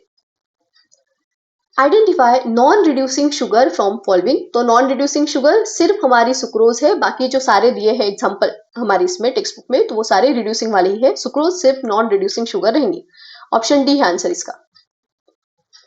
Which carbon atom of glucose numbered from C1 to C6 in Fisher projection formula attached with OH group decides DL configuration of glucose? तो हमें पता है डीएल कॉन्फ़िगरेशन के लिए लास्ट कायरल कार्बन चाहिए, तो लास्ट मतलब 6 जो 6 कार्बन है वो नहीं लेना है ना, 1 2 3 4 5 and 6।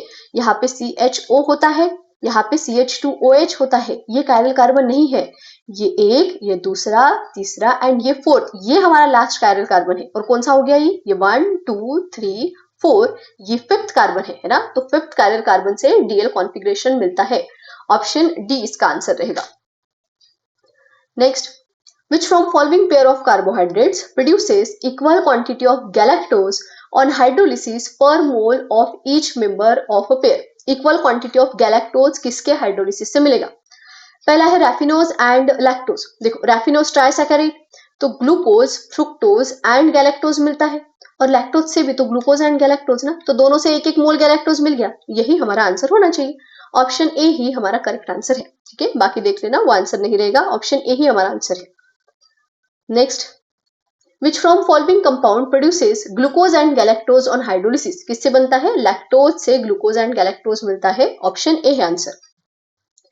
Then identify quantity of carbohydrate unit formed after hydrolysis of n mole of stachioz। stachioz tetrasaccharide है, glucose, fructose and 2 moles of galactose मिलेगा, तो एक मॉलिक्यूल से ये एक और ये 2 मिलते हैं, तो n से ये n, ये भी n और ये 2n मिलेगा, तो n glucose n galactose, sorry n glucose n fructose and 2n galactose, option C इसका करेक्ट आंसर है। देन नेक्स्ट लास्ट क्वेश्चन है कार्बोहाइड्रेट का। Which from following test decides the straight chain structure of glucose? किस test से हमें पता चलता है कि ग्लूकोज में स्ट्रेट चेन होती है, 6 के 6 कार्बन स्ट्रेट चेन में होते हैं, तो वो पता चलता है हमें HI के साथ जब रिएक्शन करते हैं और N हेक्सेन मिलता है उससे, तो ऑप्शन डी इसका करेक्ट आंसर रहेगा। तो ये हो गए हमारे 2024 एंड 25 के कार्बोहाइड्रेट के क्वेश्चन। अभी हम स्टार्ट करेंगे प्रोटीन। यहाँ पे भी पहले टॉपिक को रिवाइज कर लेंगे शॉर्ट में, फिर हम क्वेश्चन देखेंगे।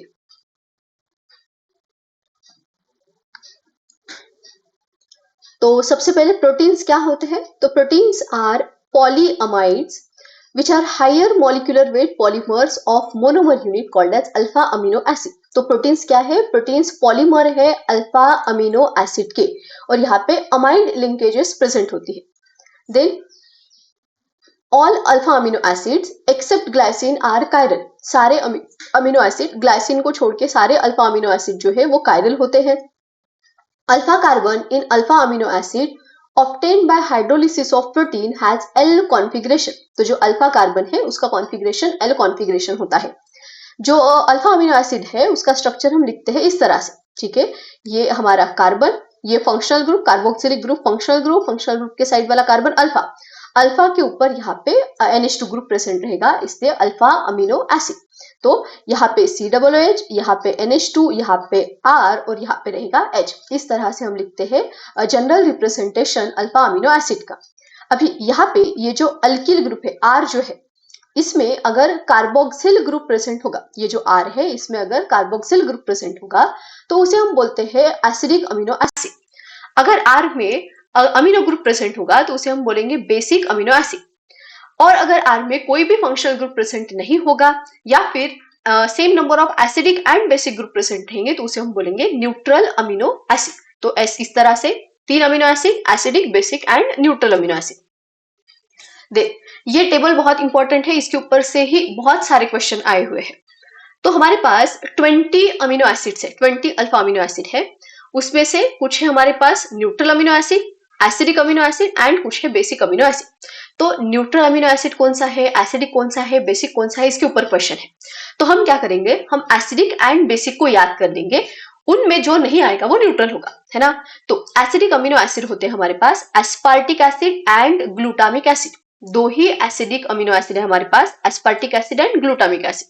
देख, बेसिक अमीनो एसिड 3 है हमारे पास, lysine, arginine and histidine. 3 basic, lysine, arginine, histidine, और 2 acidic, aspartic acid and glutamic acid. इसको छोड़ के जो भी आया वो रहेगा हमारा न्यूट्रल अमीनो एसिड। देख, जो 20 अमीनो एसिड है उसमें से 10 होते हैं हमारे एसेंशियल अमीनो एसिड, 10 होते हैं नॉन एसेंशियल अमीनो एसिड। तो जो बॉडी में नहीं बनते, जो हमें डाइट के थ्रू लेने पड़ते हैं, उसे हम बोलते हैं एसेंशियल अमीनो एसिड। तो क्वेश्चन आता है एसेंशियल अमीनो एसिड कौन सा होता है, या फिर जो बॉडी में नहीं बनता वो अमीनो एसिड कौन सा है, तो वो हमें याद होने चाहिए। तो उसके लिए एक ट्रिक है जो सब लोग बताते हैं, वही मैं बता रही हूँ यहाँ पे। ट्रिक है यहाँ पे, TT हॉल में HALL, TT हॉल में VIP। ठीक है, हो गए 10, 1 2 3 4 5 6 7 8 9 और 10। ये 10 होते हैं हमारे पास एसेंशियल अमीनो एसिड। यहाँ से कौन से हैं, यहाँ पे जिसके सामने स्टार मार्क किया हुआ है वो हमारे एसेंशियल अमीनो एसिड है। ठीक है, तो पहला जो T है, T वाले देखो, एक है हमारे पास थ्रियोनिन एंड एक है हमारे पास ट्रिप्टोफैन। ठीक है, थ्रियोनिन एंड ट्रिप्टोफैन ये हमारे एसेंशियल अमीनो एसिड है। अभी T से ना देखो, ये हमने TT लिखा है सिर्फ, तो T से एक है थ्रियोनिन, एक है ट्रिप्टोफैन, लेकिन हमें यहाँ पे T से एक और दिख रहा है, कौन सा, टायरोसिन। तो हमें कंफ्यूजन हो सकता है कि हमारे इस TT में टायरोसिन है या ट्रिप्टोफैन है, तो टायरोसिन नहीं है, थ्रियोनिन है एंड ट्रिप्टोफैन है, टायरोसिन यहाँ पे नहीं है। तो इसको फैन थ्रो ऐसे याद रखो, फैन को थ्रो किया है ना, थ्रियोनिन थ्रो किया, किसको किया, फैन को थ्रो करना है, टायर को थ्रो नहीं किया। ठीक है, तो यहाँ पे जो हमारा TT है वो थ्रियोनिन एंड ट्रिप्टोफैन है। तो ये 2 हो गए हमारे, थ्रियोनिन एंड ट्रिप्टोफैन हो गया। देन H से हमारा होता है हिस्टिडीन। देन है A से हमारा है एलेनिन, नहीं सॉरी कहा गया A से हमारा आर्जिनिन, एलेनिन नहीं होता, सॉरी, एलेनिन हमारा एसेंशियल अमीनो एसिड नहीं है, ये है हमारा आर्जिनिन, आर्जिनिन रहेगा हमारा एसेंशियल अमीनो एसिड, A से आर्जिनिन। देन है L से आता है हमारा ल्यूसिन, दूसरा जो L है उससे आता है लाइसिन, तो ल्यूसिन, लाइसिन। देन है M से है मिथियोनिन, V से आता है हमारा वैलिन। देन है I से है आइसोल्यूसिन एंड P से है हमारा कहा गया यहाँ पे फिनिलएलेनिन, P से हमारा फिनिलएलेनिन। इस तरह से हमारे पास 10 एसेंशियल अमीनो एसिड है। तो इस ट्रिक से हम याद रख लेंगे, TT हॉल में VIP, threonine, tryptophan, histidine, arginine, lysine, leucine, methionine, valine, then isoleucine and ये है हमारा फिनिलएलेनिन। ये 10 रहेंगे हमारे एसेंशियल अमीनो एसिड्स। देन और एक क्वेश्चन आता है, इसके ऊपर और क्वेश्चन आता है कि कौन से फंक्शनल ग्रुप है, तो इसको ना थोड़ा इस तरह से याद रखो, ये बिटा देती हूँ अभी ट्रिक में। यहाँ पे जो हमारे स्टार्टिंग के अमीनो एसिड्स है, जैसे कि हमारा ग्लाइसिन है, देखो हमारा अमीनो एसिड का रिप्रेजेंटेशन होता है NH2, यहाँ पे कार्बन, यहाँ पे R, यहाँ पे COOH और यहाँ पे लिखते हैं हम H।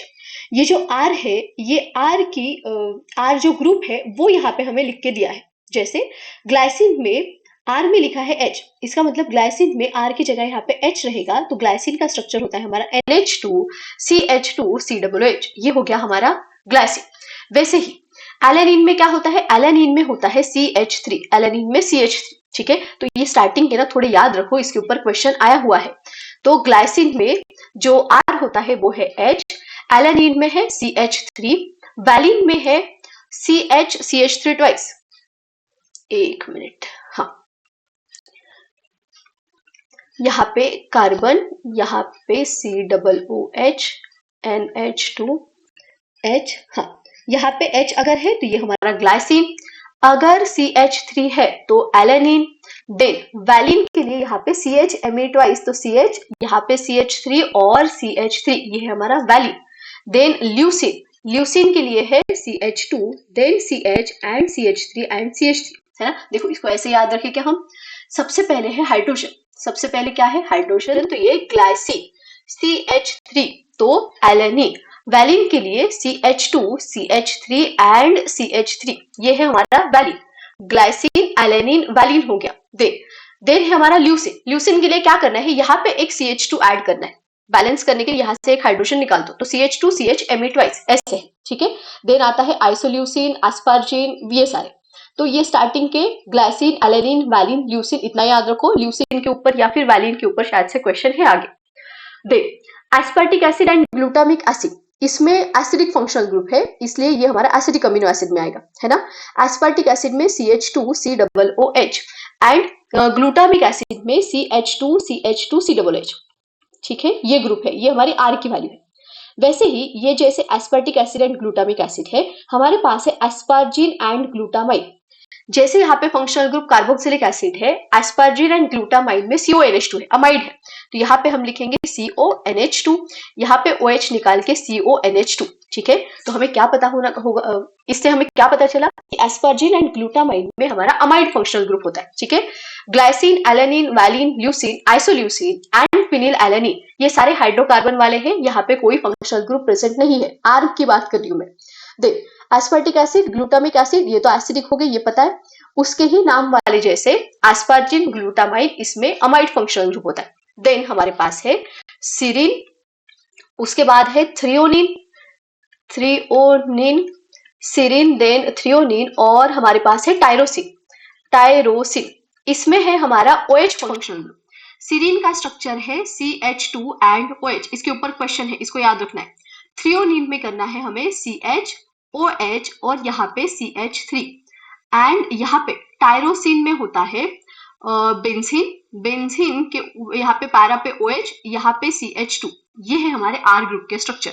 तो सीरिन, थ्रियोनिन एंड टायरोसिन तीनों में रहेंगे हमारा OH functional group, hydroxyl group present रहेगा। सीरिन का स्ट्रक्चर CH2OH, थ्रियोनिन का CHOH CH3, और टायरोसिन में ये होता है बेंजीन, पैरा पोजिशन पे OH, देन यहाँ पे CH2, ये हो गए हमारे OH फंक्शनल ग्रुप वाले। दो हमारे पास अमीनो एसिड है, अल्फा अमीनो एसिड, जिसमें सल्फर प्रेजेंट होता है, दोनों के नाम याद रखेंगे हम, एक है सिस्टीन और दूसरा है मिथ्योनिन, सिस्टीन एंड मिथ्योनिन में सल्फर प्रेजेंट रहेगा, ठीक। हाँ, फिर से एक बार मैं समराइज कर रही हूँ, हमें neutral, acidic, basic amino acid पता होनी चाहिए। तो acidic amino acid aspartic acid, glutamic acid, basic में lysine, arginine, histidine.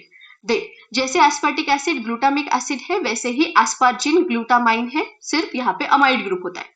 OH functional group वाले तीन है हमारे पास, सीरिन, थ्रियोनिन एंड टायरोसिन। देख, सिस्टीन एंड मिथ्योनिन में सल्फर प्रेजेंट होता है। उसके बाद एक क्वेश्चन आया है कि कहाँ पे हेटेरोसाइक्लिक रिंग प्रेजेंट है, तो ये हमारी हेटेरोसाइक्लिक रिंग है ना, जिसमें हेटेरो आइटम प्रेजेंट होता है, नाइट्रोजन हो गया, सल्फर हो गया। तो ट्रिप्टोफैन में भी हेटेरोसाइक्लिक रिंग है, एंड हमारे हिस्टिडीन में भी हेटेरोसाइक्लिक रिंग है R ग्रुप में। तो ट्रिप्टोफैन एंड हिस्टिडीन, इसमें हेटेरोसाइक्लिक रिंग प्रेजेंट रहेंगे। देख, ये जो तीन 3 letter symbol and 1 letter symbol है, इसके ऊपर भी क्वेश्चन है। तो 3 letter symbol and 1 letter symbol में क्या करेंगे हम, बाकी जो है जो हमारे अल्फा अमीनो एसिड है, इसमें 3 लेटर सिंबल जो है वो स्टार्टिंग के 3 लेटर ही है, इनिशियल 3 लेटर ही है नाम के, तो उसको हम याद नहीं रखेंगे, जो थोड़ा अलग वाला है उसको याद रखेंगे। सेम हम करेंगे 1 लेटर सिंबल के लिए, ठीक है। देखो, 1 लेटर सिंबल में ग्लाइसिन का G सही है, इसको याद नहीं रखेंगे, एलानिन का A है, वैलिन का V, ल्यूसिन का L, आइसोल्यूसिन का I, एस्पार्जिन, देखो ये हम याद करेंगे। एस्पार्जिन का A हम नहीं लिख सकते क्योंकि ऑलरेडी एलानिन का A हमने लिख दिया है, इसलिए एस्पार्जिन का जो सिंबल है, गलत किया ना मैंने, एक मिनट, एस्पार्जिन का N है, तो एस्पार्जिन का 1 लेटर सिंबल N है, इसको हमें याद रखना है। देन ग्लूटामिन का जी नहीं है क्योंकि ऑलरेडी हमने ग्लाइसिन का जी लिख दिया है, इसलिए ग्लूटामिन का क्या होता है, क्यू होता है। देन है सीरीन का एस, थ्रियोनिन का टी, सिस्टीन का सी, मिथ्योनिन का एम, फिनिल एलेनिन का पी नहीं लिखना है, हमें एफ लिखना है, फिनिल का एफ लिख लेंगे हम, है ना। देन टायरोसिन का ऑलरेडी टी हो गया है, इसलिए टायरोसिन का जो है वो हमारा वाई है, तो टायरोसिन का वाई। देन ट्रिप्टोफैन का डब्ल्यू, इसके ऊपर क्वेश्चन है। प्रोलिन का पी, एस्पार्टिक एसिड का डी, ग्लूटामिक एसिड का नहीं करना है कुछ, लाइसिन का एल नहीं है, के है, आर्जिनिन का ए नहीं है, आर है, हिस्टिडीन का एच है। बस ये 1 2 3 4 5 6 7 8 जो है इसको थोड़ा सा याद रख लो, इसके ऊपर क्वेश्चन आए हुए हैं इसलिए मैं बोल रही हूँ। एस्पार्जिन का एन, ग्लूटामाइन का क्यू, तो ग्लूटामाइन का क्यू है क्योंकि यहाँ पे ग्लूटामिक एसिड को ऑलरेडी हमने जी दे दिया है। देन है फिनिल एलानिन का एफ, ये तो याद रख सकते हैं हम। देन टायरोसिन का वाई है, ट्रिप्टोफैन का डब्ल्यू, एस्पार्टिक एसिड का डी एंड लाइसिन का के, ठीक। देन है हमारा 3 लेटर सिंबल, तो यहाँ पे देखो कहाँ पे वेरिएशन है, ग्लाइसिन में स्टार्टिंग के 3 लेटर, एलानिन में भी वैलिन, ल्यूसिन, हाँ आइसोल्यूसिन में देखो ILE लिखना है, आइसो से आई लिया है और यहाँ पे ल्यूसिन से LE लिया है, ठीक है। देन एस्पार्जिन का ASN है क्योंकि एस्पार्टिक एसिड में हमने स्टार्टिंग के इनिशियल ASP लिख लिए हैं। वैसे ही ग्लूटामिक एसिड का GLU यहाँ पे हो गया, इसलिए यहाँ पे GIN, ठीक है।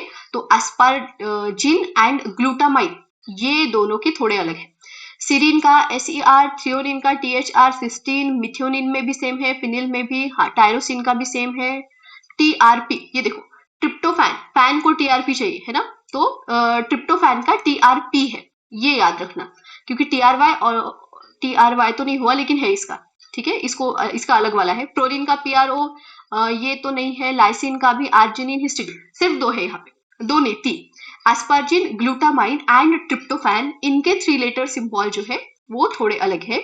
बाकी जो है वो जो इसकी स्पेलिंग है, नाम की जो स्पेलिंग है उसके इनिशियल 3 लेटर ही हमें लेने हैं। बस इतना ही ये टेबल इंपॉर्टेंट है, बाकी जो कुछ चीजें रहेंगी वो हम क्वेश्चन में देख लेंगे। उसके बाद है जो हमारा अल्फा अमीनो एसिड है, उसमें दोनों फंक्शनल ग्रुप है, बेसिक भी ग्रुप होता है, एसिडिक भी ग्रुप प्रेजेंट है, carboxyl group and amino group present है। तो ये यहाँ पे नाइट्रोजन की जो लोन पेयर है, यहाँ से प्रोटॉन को एब्स्ट्रैक्ट कर लेंगी, ये बनता है NH3 पॉजिटिव और ये बनेगा O नेगेटिव। इस स्ट्रक्चर को हम बोलते हैं ज्विटर आयन, ठीक है। ये salt like structure zwitter ion के फॉर्म में अल्फा अमीनो एसिड प्रेजेंट होता है, इसलिए इसका मेल्टिंग पॉइंट जो है वो बहुत ज्यादा होता है एज कंपेयर टू हमारे कार्बोक्सिलिक एसिड एंड अमीन्स जो होते हैं। उसके बाद डिपेंडिंग ऑन पीएच कैसा है, मीडियम का पीएच क्या है, उसके हिसाब से जो स्ट्रक्चर है वो अलग अलग रहेगा, जो चार्ज है वो अलग अलग आता है। तो एसिडिक मीडियम में ज्विटर आयन के ऊपर, मतलब अल्फा अमीनो एसिड के ऊपर नेट पॉजिटिव चार्ज होता है। अभी इसको ना देखो ऐसे याद रख सकते हो, हमारा अमीनो एसिड ज्विटर आयन के फॉर्म में प्रेजेंट होता है, ये COO नेगेटिव और यहाँ पे NH2 पॉजिटिव है ना, यहाँ पे H और यहाँ पे लिख रही हूँ मैं R। एसिडिक मीडियम में H पॉजिटिव रहेगा तो ये नेगेटिव H को ले लेगा, तो यहाँ पे H आ गया तो नेगेटिव चार्ज चला गया, बाकी ये एज इट इज प्रेजेंट है, इसलिए ओवरऑल पॉजिटिव चार्ज रहेगा एसिडिक मीडियम में जब pH लेस देन और इक्वल टू 2 रहेगा। देन बेसिक मीडियम में क्या होगा, बेसिक मीडियम में मान लो यहाँ पे OH नेगेटिव आ गया, तो ये एसिडिक प्रोटॉन यहाँ से ले लेगा, तो यहाँ से हाइड्रोजन चला गया तो ये NH2 बचेगा, है ना। इसलिए बेसिक मीडियम में जहाँ पे pH ग्रेटर देन और इक्वल टू 10 है, यहाँ का पॉजिटिव चार्ज चला गया तो सिर्फ ये नेगेटिव वाला नेट नेगेटिव चार्ज इसके ऊपर आएगा। वैसे ही अगर हम pH नियर अबाउट 6 अगर है तो वहां पे ज्विटर आयन के फॉर्म में ही वो प्रेजेंट होता है अल्फा अमीनो एसिड, तो नेट चार्ज वहां पे नहीं रहेगा, ठीक। तो एसिडिक मीडियम में net positive charge, basic medium में नेट नेगेटिव चार्ज और pH अगर 6 है तो नो चार्ज। उसके बाद है टाइप्स ऑफ प्रोटीन, तो 2 टाइप के प्रोटीन होते हैं, globular protein then fibrous protein. Globular protein के जो मॉलिक्यूल है उसका शेप स्फेरिकल होता है, वेयरएज फाइब्रस प्रोटीन के मॉलिक्यूल का shape elongated and rod like होता है। ग्लोबुलर प्रोटीन का जो शेप आया है वो कॉइलिंग की वजह से आता है, पॉलीपेप्टाइड चेन की जो कॉइलिंग है उसकी वजह से, लेकिन फाइब्रस प्रोटीन में जो पॉलीपेप्टाइड चेन है वो एक दूसरे से पैरेलल होती है, उसकी वजह से उसका शेप रॉड लाइक होता है। Globular protein soluble in water, fibrous protein insoluble in water. अभी सबसे इंपॉर्टेंट इसके एग्जाम्पल के ऊपर क्वेश्चन आए हुए हैं, एग्जाम्पल याद रखना है, ग्लोबुलर कौन सा है, फाइब्रस कौन सा है। तो ग्लोबुलर में insulin, egg albumin, serum albumin, legumin, ठीक है, इन लग रहा है सब। फाइब्रस में 2 ही नाम है, तो 2 नाम याद रख लो सिर्फ, केराटिन एंड मायोसिन ये फाइब्रस वाले हैं, बाकी आ गया तो वो ग्लोबुलर में डाल देना, ठीक है। तो केराटिन, मायोसिन, फाइब्रस प्रोटीन रहेगा। उसके बाद है प्रोटीन का स्ट्रक्चर। तो 3 लेवल स्ट्रक्चर होता है हमारा, सॉरी 3 लेवल नहीं, 4 लेवल स्ट्रक्चर होता है। Primary structure, secondary structure, tertiary structure and quaternary structure. तो प्राइमरी स्ट्रक्चर होता है अमीनो एसिड का सीक्वेंस, तो सीक्वेंस ऑफ अमीनो एसिड को ही हम बोलेंगे प्राइमरी स्ट्रक्चर ऑफ प्रोटीन। जो प्राइमरी स्ट्रक्चर है उसको हम 3 लेटर सिंबल से रिप्रेजेंट करते हैं। एन टर्मिनल अमीनो एसिड को हम लेफ्ट हैंड साइड में लिखेंगे, सी टर्मिनल वाले को राइट हैंड साइड में लिखेंगे। थोड़ा सा भी सीक्वेंस अगर चेंज हो जाता है तो डिफरेंट प्रोटीन बनता है, इसलिए सीक्वेंस बहुत इंपॉर्टेंट है। देन है सेकेंडरी स्ट्रक्चर। तो लोकलाइज्ड 3 डायमेंशनल स्ट्रक्चर जो होता है प्रोटीन का उसे हम बोलते हैं सेकेंडरी स्ट्रक्चर। किसकी वजह से है? हाइड्रोजन बॉन्डिंग की वजह से है। किसके बीच में होती है हाइड्रोजन बॉन्डिंग? तो CO ऑफ अमीनो ग्रुप, एक amino group, and NH of दूसरा amino group. Secondary structure 2 type के होते हैं, alpha helix and beta pleated sheet structure.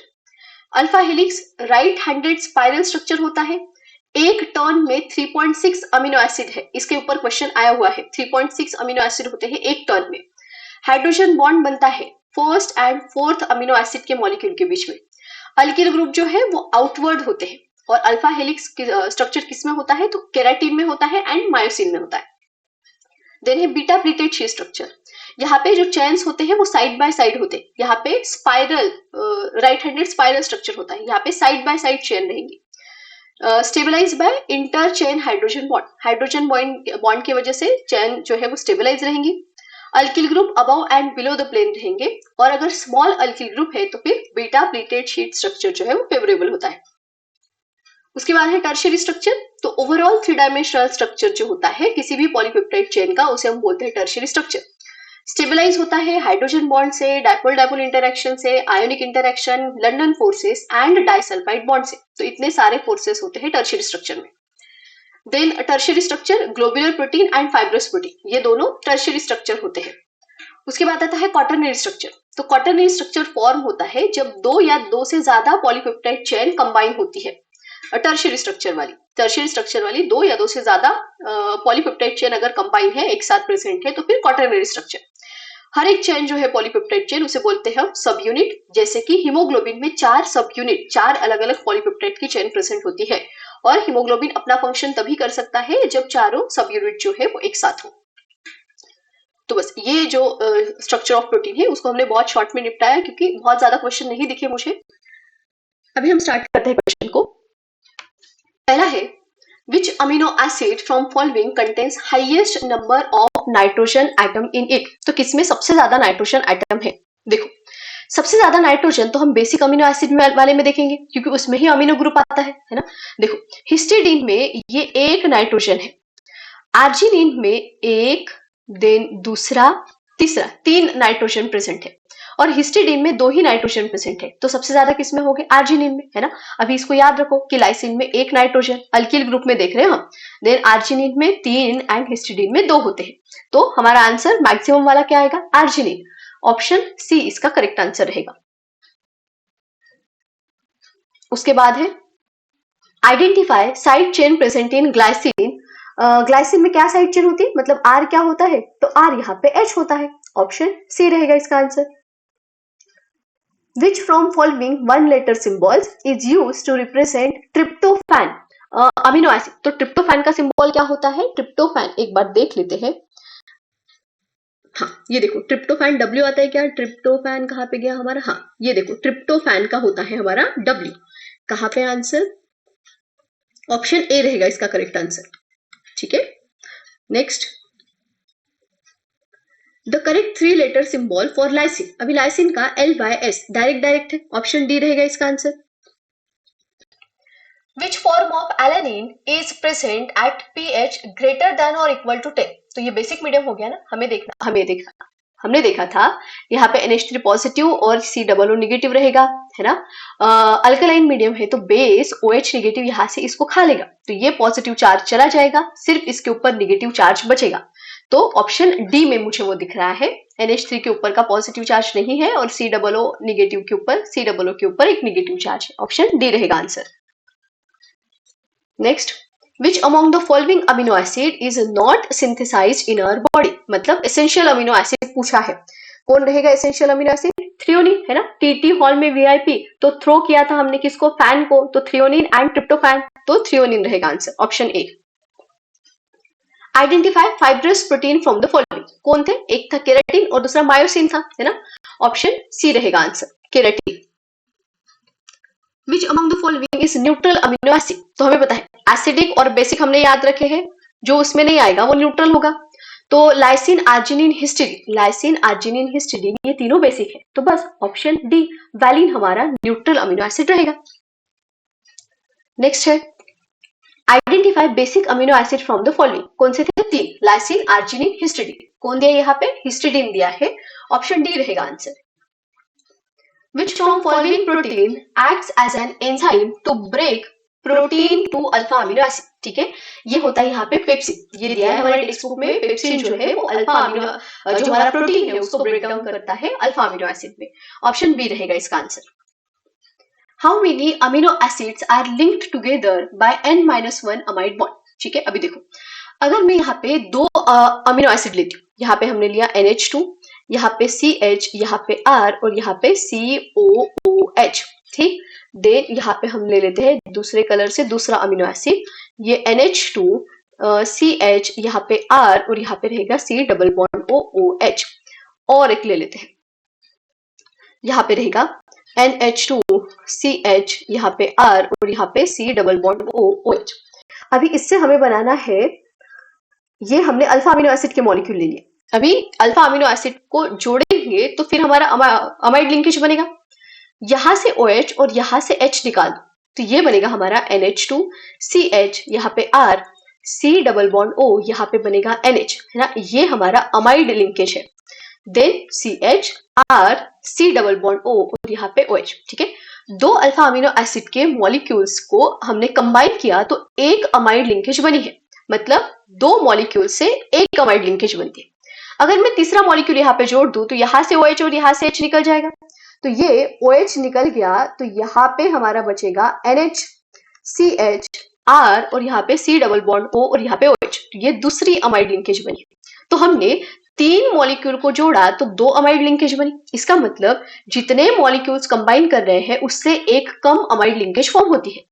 हमें यहाँ पे दिया है कि how many amino acids are linked together by n-1 amide bond. अगर बॉन्ड n-1 है तो उससे एक ज्यादा अमीनो एसिड के मॉलिक्यूल रहेंगे, इसका मतलब n-1 + 1 करना पड़ेगा, तो कितने आएंगे? n मॉलिक्यूल्स रहेंगे, ऑप्शन बी इसका करेक्ट आंसर रहेगा, है ना। जितने अमाइड बॉन्ड है उससे एक मॉलिक्यूल ज्यादा होता है, एक अमाइड बॉन्ड के लिए दो मॉलिक्यूल, दो अमाइड बॉन्ड के लिए तीन मॉलिक्यूल, तो n-1 के लिए n-1 + 1, तो -1 + 1 कैंसिल, आंसर हमारा n आएगा, ऑप्शन बी इसका करेक्ट आंसर रहेगा हमारा। Next, the correct zwitter structure of glycine is, glycine पहले तो स्वीटर, ये देखो ये स्वीटर नहीं है, निगेटिव पॉजिटिव दोनों चाहिए, यहाँ पे सिर्फ मुझे ऑप्शन बी में ही NH3 positive C double O negative है, बाकी कहीं पे नहीं है, तो ऑप्शन बी हमारा करेक्ट आंसर रहेगा। Next, what is function of glucose isomerase, तो ग्लूकोज आइसोमरेज का फंक्शन हमें पूछा है, एक बार पढ़ लेते हैं इसको। देखो, conversion of glucose to sweet tasting fructose, मतलब ग्लूकोज का कन्वर्शन फ्रुक्टोज में करने के लिए हम यूज करते हैं ग्लूकोज आइसोमरेज, तो ग्लूकोज आइसोमरेज ग्लूकोज का फ्रुक्टोज में करेगा। और भी बाकी है, इसको भी पढ़ लो। Manufacture of new antibiotics using penicillin G acylase, penicillin G acylase use होता है नए एंटीबायोटिक्स को मैन्युफैक्चर करने के लिए। Manufacture of laundry detergent using protease, तो प्रोटीएज लॉन्ड्री डिटर्जेंट को मैन्युफैक्चर करने के लिए। हमें आइसोमरेज पूछा था, तो ग्लूकोज का फ्रुक्टोज में करेगा, ऑप्शन बी इसका करेक्ट आंसर है। Next, identify side chain, identify side chain R group present in serine and amino acid, तो सीरीन में कौन सा क्या बोलते हैं उसको, साइड चेन होती है, ये पूछा है। हमने स्टार्टिंग में देखा था CH2OH होता है सीरीन में, है ना। तो कहाँ पे है आंसर है ऑप्शन डी, ऑप्शन डी इसका करेक्ट आंसर रहेगा। ये देखो यहाँ पे सीरीन कहाँ पे गया, ये सीरीन है, तो सीरीन में CH2OH ग्रुप प्रेजेंट रहेगा, ठीक है, ऑप्शन डी ही हमारा आंसर है यहाँ पे। नेक्स्ट है, which from following is an essential amino acid, तो essential amino acid TT hall में वीआईपी है ना, तो ये दिखा हमें हॉल का एच हिस्टिडीन, ऑप्शन सी इसका करेक्ट आंसर रहेगा। Identify neutral amino acid from following list represented by 3 letter symbol. Neutral amino acid पूछा है, तो एसिडिक बेसिक हमें पता है, arginine lysine arginine and histidine ये बेसिक है हमारे, उसमें से हमें आर्जिनिन एंड लाइसिन दिख गया। देन है हमारा glutamic acid and aspartic acid, उसमें से ये ग्लूटामिक एसिड दिख गया, तो बस ऑप्शन ए हमारा करेक्ट आंसर यहाँ पे रहेगा। टीआरपी है ना, फैन को टीआरपी चाहिए थे, ऐसे हमने याद किया था ना, तो ये ट्रिप्टोफैन है, ट्रिप्टोफैन हमारा न्यूट्रल अमीनो एसिड में रहेगा, ऑप्शन ए इसका करेक्ट आंसर है। Next, which amino acid from following is not synthesised in our body, मतलब एसेंशियल अमीनो एसिड ही हमें पूछा है, तो कौन सा रहेगा? ग्लाइसिन क्या था हमारा टीटी हॉल में वीआईपी, तो टायरोसिन और ट्रिप्टोफैन टी हॉल में वीआईपी हमने याद किया था, थ्रो किया किसको? फैन को, तो threonine and tryptophan, option B. एक मिनट क्या पूछा है हमें? हाँ सही है, not synthesised in our body ना, मतलब एसेंशियल ही पूछा है, कौन है एसेंशियल? हमारा ट्रिप्टोफैन है, टी थ्रियोनिन एंड ट्रिप्टोफैन था, ऑप्शन बी रहेगा इसका answer.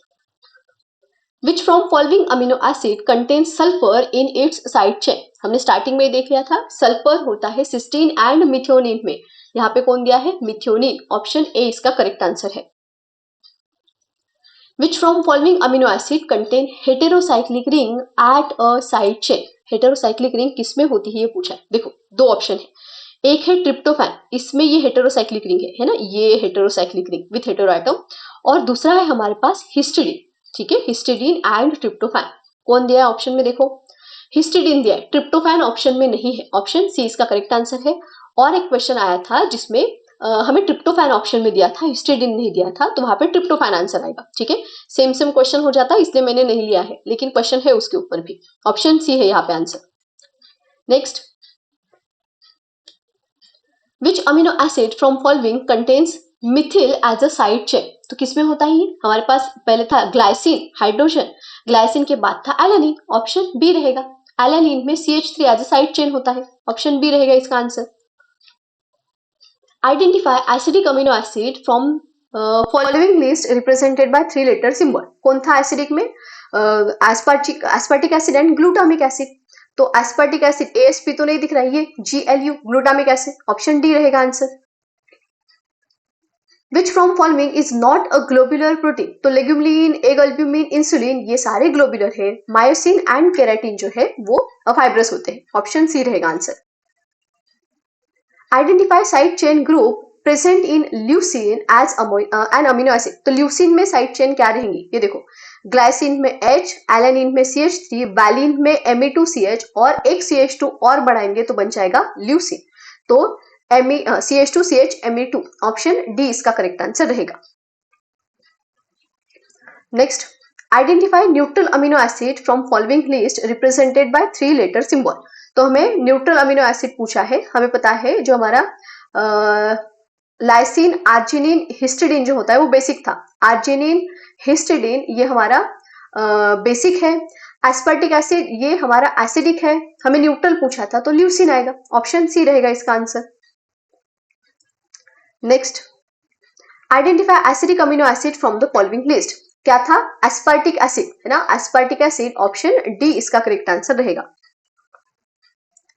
Which from following amino acid is synthesised in our body, मतलब नॉन एसेंशियल पूछा है ना, तो फिनिल एलेनिन, मिथियोनिन, वैलिन ये सारे एसेंशियल है, प्रोलिन जो है वो हमारा नॉन एसेंशियल अमीनो एसिड है जो हमारे बॉडी में सिंथेसाइज होता है, तो ऑप्शन ए रहेगा इसका answer. Which from following is essential amino acid, कौन सा रहेगा? वैलिन ही रहेगा है ना, टीटी हॉल में VIP भी से वैलिन था, बाकी प्रोलिन, टायरोसिन, एलेनिन ये नहीं है, ऑप्शन ए रहेगा इसका answer. Which from following enzyme convert glucose to fructose, कौन सा था? ये आइसोमरेज, ग्लूकोज आइसोमरेज, अभी हमने पढ़ा था, तो ऑप्शन सी रहेगा इसका आंसर, ग्लूकोज आइसोमरेज जो है वो ग्लूकोज को फ्रुक्टोज में कन्वर्ट करता है। Which from following amino acid contain sulphur in its side chain, इसके पहले भी हमने क्वेश्चन देखा, वहां पे मिथियोनिन था, यहाँ पे देखो सिस्टीन लिखा है, ऑप्शन डी है answer. Next, identify amino acid with lowest molar mass, सबसे कम मोलर मास किसका रहेगा? ग्लाइसिन वाला, हाइड्रोजन ही बेचारे में, ग्लाइसिन तो नहीं दिया, उसके बाद वाला कौन आता है? एलेनिन। ऑप्शन ए हमारा करेक्ट आंसर रहेगा। ठीक है, सिर्फ मिथिल ग्रुप होता है उसमें, सबसे कम मोलर मास उसका रहेगा, ऑप्शन ए। देन है identify basic amino acid from the following list. कौन कौन था? लाइसिन, आर्जिनिन, हिस्टिडीन, उसमें से लाइसिन हमें दिख गया, ऑप्शन ए है आंसर। लास्ट क्वेश्चन है प्रोटीन का, which amino acid from following list is not synthesised in our body. हमें एसेंशियल अमीनो एसिड पूछा है, ऑप्शन ए ही रहेगा। टीटी हॉल में से एम से हमारा मिथ्योनिन था, ऑप्शन ए हमारा यहाँ पे करेक्ट आंसर रहेगा। और यहाँ पे हमारे प्रोटीन के क्वेश्चन होते हैं खत्म। अभी हम स्टार्ट करेंगे न्यूक्लिक एसिड।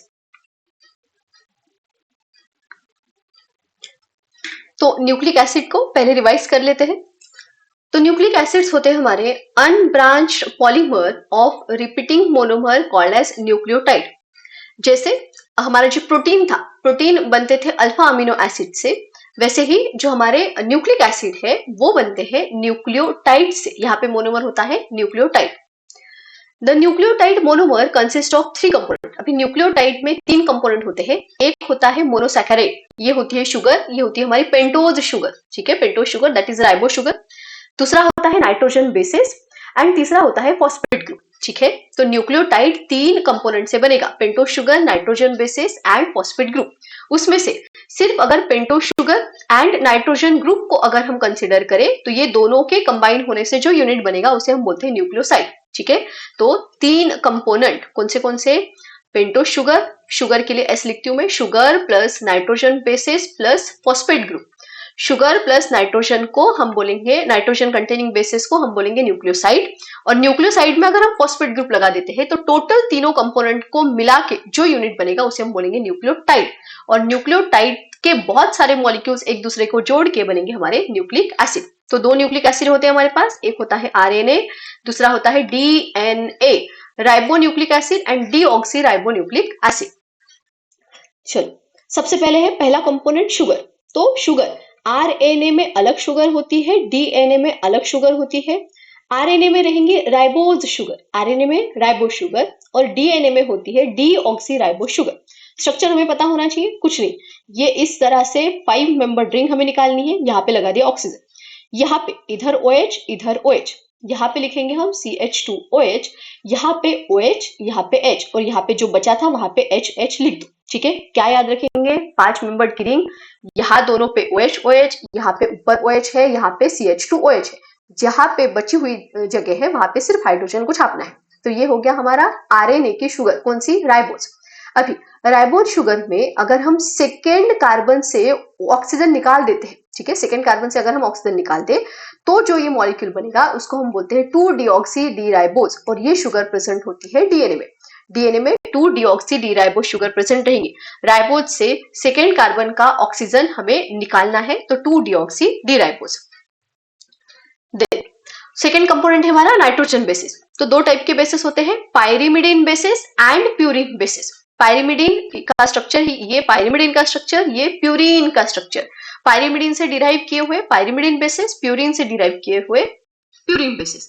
पायरिमिडीन बेसिस हमारे पास 3 है, इसको हम याद रखेंगे कट, CUT कट, ये पायरिमिडीन बेसिस है जिसमें सिंगल रिंग होती है। प्यूरिन बेसिस में 2 रिंग है ना, ये और ये 2 रिंग होती है प्यूरिन बेसिस में, इसमें होता है AG। तो cut and AG, CUT cut AG। ठीक है, तो कट हमारे पायरिमिडीन बेसिस है और AG एडेनिन एंड ग्वानिन ये है हमारे प्यूरिन बेसिस। इसमें से भी यूरेसिल प्रेजेंट होता है आरएनए में, यूरेसिल सिर्फ आरएनए में प्रेजेंट रहेगा, यूरेसिल हमारे इसमें डीएनए में प्रेजेंट नहीं होता। वैसे ही थाइमिन सिर्फ प्रेजेंट होता है डीएनए में, थाइमिन आरएनए में प्रेजेंट नहीं रहेगा। इसके स्ट्रक्चर के ऊपर भी क्वेश्चन आए हुए हैं, तो स्ट्रक्चर हम याद रख लेंगे। देखो कुछ नहीं करना है, पायरिमिडीन एंड प्यूरिन का स्ट्रक्चर याद रख लो। पायरिमिडीन एंड प्यूरिन का स्ट्रक्चर कैसे याद रखेंगे? पायरिमिडीन में सिंगल रिंग है, प्यूरिन में 2 रिंग है। तो यहाँ पे बेंजीन रिंग निकाल दो और यहाँ पे इसके साइड में 5 मेंबर रिंग है। यहाँ पे 1 एंड 3rd पोजीशन पे नाइट्रोजन, नाइट्रोजन 1 एंड 3rd पे नाइट्रोजन, यहाँ पे भी इधर एक नाइट्रोजन, यहाँ पे एक नाइट्रोजन, इस कार्बन से यहाँ पे एक नाइट्रोजन, इस कार्बन से यहाँ पे एक नाइट्रोजन। ठीक है, बाकी यहाँ पे बेंजीन वाला स्ट्रक्चर बना देना है, बस हो गया।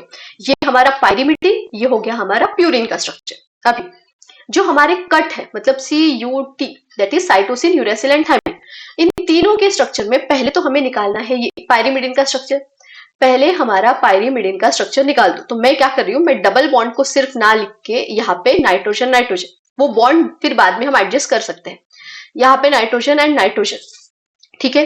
दे यहाँ पे आता है डबल बॉन्ड ओ, यहाँ पे double bond O, double bond O, double bond O है क्या, देखो तीनों में डबल बॉन्ड ओ। सॉरी एक मिनट, यहाँ पे गलत हो गया मेरा, इसको ऐसे याद रखो, यहाँ पे नहीं, हाँ इधर दो नाइट्रोजन को, पहले दो नाइट्रोजन लिख दिया हमने, देन दोनों नाइट्रोजन के बीच में double bond O and double bond O. अभी सही है, दोनों नाइट्रोजन हमें लिखने हैं, दोनों नाइट्रोजन के बीच में double bond O, double bond O. Then पहला जो हमारा मॉलिक्यूल है, ये हमारा जो साइटोसिन है, यहाँ पे इधर होता है CH3। यूरेसिल एंड थायमिन में यहाँ पे भी डबल बॉन्ड और यहाँ पे भी डबल बॉन्ड ओ देना है, थायमिन में एक देना है फिर से CH3, ठीक है। ऐसे याद रख सकते हो तो ऐसे याद रखो, और कोई टेक्निक आप लोगों को पता है तो वैसे याद रख लो। डबल बॉन्ड के ऊपर या फिर एग्जैक्ट स्ट्रक्चर कैसा है उसके ऊपर क्वेश्चन नहीं आए हुए हैं, इन स्ट्रक्चर में कितने ऑक्सीजन है कितने नाइट्रोजन है उसके ऊपर क्वेश्चन है, ठीक है। तो इस तरह से याद रख सकते हो। क्या किया हमने, पहले तो हमें पायरिमिडिन रिंग का स्ट्रक्चर पता होना चाहिए। पायरिमिडिन रिंग का स्ट्रक्चर हमने लिख लिया है ना, पहले तो पायरिमिडिन का स्ट्रक्चर लिख लो, मतलब बेंजीन रिंग, और 1/3 पोजीशन पे नाइट्रोजन नाइट्रोजन लगा दो, लगा दिए हमने। फिर दो नाइट्रोजन के बीच में double bond O, double bond O, double bond O. दे यहाँ पे इधर भी नाइट्रोजन के आगे भी डबल बॉन्ड ओ है। साइटोसिन में सिर्फ यहाँ पे NH2 ग्रुप लिखना है और यहाँ पे लास्ट वाले में CH3 ग्रुप, बस इतने से हमारा स्ट्रक्चर हो जाएगा साइटोसिन यूरेसिल थायमिन का। उसके बाद है प्यूरिन बेसिस। तो प्यूरिन बेसिस में एडेनिन एंड ग्वानिन है। एडेनिन एंड ग्वानिन में पहले तो प्यूरिन का स्ट्रक्चर छाप दो, ये हमने इतना प्यूरिन का स्ट्रक्चर, यहाँ पे इतना हमने प्यूरिन का स्ट्रक्चर लगा दिया। सिर्फ चेंज क्या है, यहाँ पे NH2, यहाँ पे OH एंड NH2, ठीक है।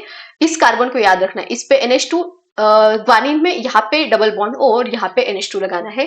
इतना याद रख सकते हो तो बहुत अच्छी चीज है, क्वेश्चन इजीली सॉल्व हो जाएंगे। तो एडेनिन एंड ग्वानिन ये हमारा हो गया। तो पायरिमिडिन एंड प्यूरिन बेसिस के स्ट्रक्चर हमें याद होने चाहिए। दे इसकी जो नंबरिंग है वो भी पता होनी चाहिए, नंबरिंग के ऊपर भी क्वेश्चन है, और आगे जो चीजें हमें समझनी है वहां पे भी नंबरिंग हमें पता होनी चाहिए। तो जो हमारा पायरिमिडिन बेसिस है, यहाँ पे नंबरिंग हम स्टार्ट करते हैं इस नाइट्रोजन से, 1 2 3 एंड देन 4 5 6 आ जाएगा। प्यूरिन बेसिस में हम इस नाइट्रोजन से नंबरिंग स्टार्ट करेंगे, ये 1 2 3 4 5 6, देन यहाँ पे 7 8 एंड 9, ठीक है। तो नंबरिंग कौन से नाइट्रोजन से है ये हमें पता होना चाहिए। चलो आगे, देन ये हो गया हमारा नाइट्रोजन बेसिस हो गया। शुगर हमने देख ली, DNA में कौन सी शुगर होती है, डीऑक्सीराइबोस, RNA में ribose, purine pyrimidine nitrogen bases हमने देख लिए। अभी हम क्या करेंगे, हम न्यूक्लियोसाइड बनाएंगे। न्यूक्लियोसाइड किससे बनता है, शुगर एंड नाइट्रोजन बेसिस से। तो नाइट्रोजन बेसिस ना हमारे पास दो टाइप के हैं, वहां पे हम नंबरिंग देंगे 1 2 3 वाली। तो जो हमारी शुगर है वहां पे हमें नंबरिंग देनी है 1 2 3 तो यहाँ पे 1 2 यहाँ पे 3 4 ठीक है। और ये वाला कार्बन रहेगा हमारा 5 कार्बन, प्राइम भी बोल सकते हो, 1 प्राइम 2 प्राइम ऐसे भी बोल सकते हो।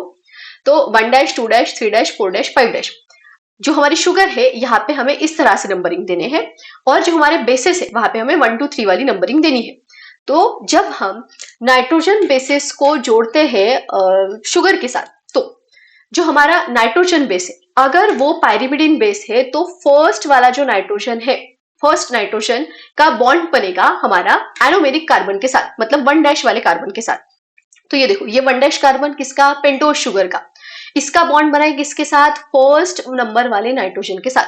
तो प्यूरिन बेसिस अगर है तो, सॉरी प्यूरिन नहीं, क्या पायरिमिडिन बेसिस में फर्स्ट नंबर का जो नाइट्रोजन है वो बॉन्ड बनाता है, और अगर प्यूरिन बेसिस होते तो 9th नंबर का जो नाइट्रोजन है वो बॉन्ड बनाता है, ठीक है। और शुगर का कौन सा कार्बन रहेगा, तो 1 कार्बन ही रहेगा। जैसे यहाँ पे ये फर्स्ट नाइट्रोजन ने 1 कार्बन के साथ बॉन्ड बनाया। अगर ये प्यूरिन बेसिस होते, जैसे हमने यहाँ पे एडेनिन प्यूरिन बेस लिया है, तो नंबरिंग 1 2 3 4 5 6 7 8 एंड 9।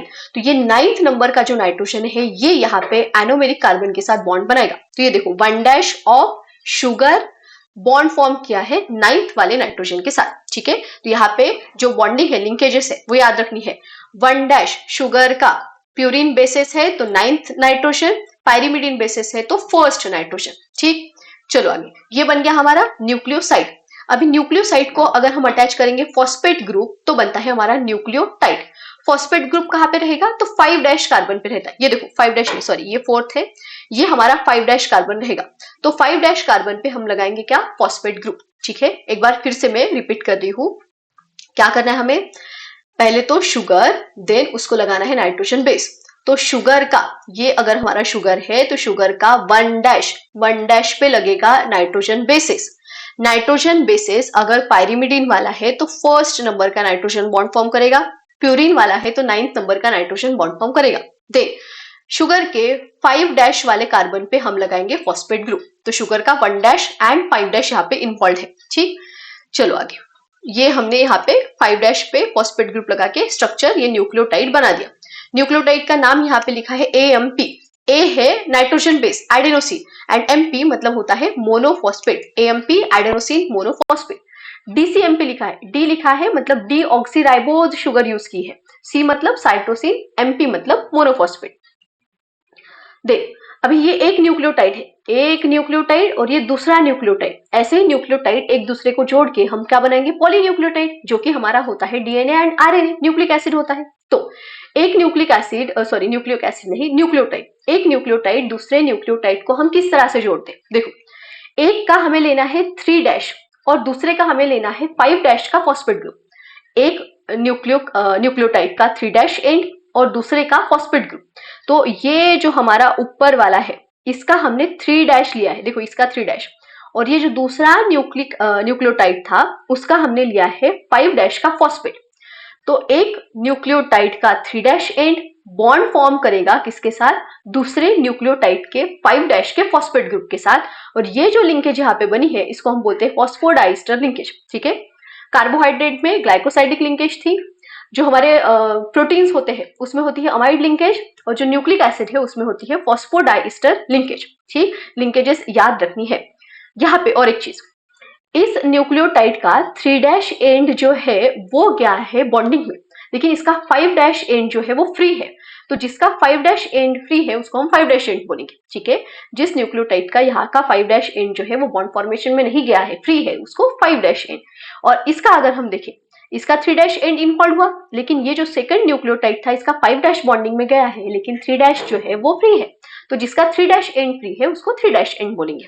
ठीक, ये बन गया हमारा क्या, न्यूक्लिक एसिड, न्यूक्लियोटाइड को जोड़ के ये बन गया हमारा न्यूक्लिक एसिड। बस इतनी ही चीजें थी। अभी इसके क्वेश्चन हम देख लेते हैं। सबसे पहला क्वेश्चन है, विच among the following statement is not true about ribonucleic acid. एक मिनट, हाँ तो क्वेश्चन था हमारा, विच among the following statement is not true about ribonucleic acid. ठीक है, राइबोन्यूक्लिक एसिड के बारे में, RNA के बारे में क्या ट्रू नहीं है ये पूछा है। तो gene is a portion of ribonucleic acid. ये देखो यहाँ पे ना हम पढ़ लेते हैं। सबसे पहले हमें दिया है gene is a portion of, ये बाकी का मटेरियल पढ़ लेना, बाकी की जो थ्योरी है। यहाँ पे दिया है gene is a portion of DNA molecule, लेकिन हमें तो यहाँ बोला है राइबोन्यूक्लिक एसिड मतलब RNA का पोर्शन है जीन, तो ये तो गलत हो गया। इसलिए ऑप्शन ए जो है यही हमारा गलत रहेगा और यही हमारा यहाँ पे आंसर है। बाकी ribonucleic acid helps for protein synthesis, ribonucleic acid is present in cytoplasm, ये भी सही है। देखो RNA साइटोप्लाज्म में होता है और DNA होता है न्यूक्लियर ऑफ लिविंग सेल में। ठीक, then ribonucleic acid contain pentose sugar, ये भी हमारा सही है। ऑप्शन ए ही हमारा गलत था। Next, identify the nitrogen atom of purine base that bonds with 1 dash carbon of ribose to form ribonucleoside. देखो क्या पूछा है, नाइट्रोजन एटम बताओ किसका, प्यूरिन बेस का that forms bond with 1 dash carbon of ribose. Sugar के 1 dash carbon के साथ प्यूरिन का कौन सा नाइट्रोजन बॉन्ड बनाता है ये पूछा है। तो प्यूरिन का कौन सा, 9th वाला है ना, पायरिमिडीन होता तो फिर 1 वाला बनाता। ऑप्शन डी रहेगा इसका answer. Next, what is the number of moles of nitrogen atom and number of moles of oxygen atom respectively present in 1 mole of uracil। Uracil में कितने नाइट्रोजन एंड ऑक्सीजन है। देखो हमने याद रखा था CUT, कट याद रखा था, और ये कौन से थे, ये पायरिमिडीन बेसिस थे।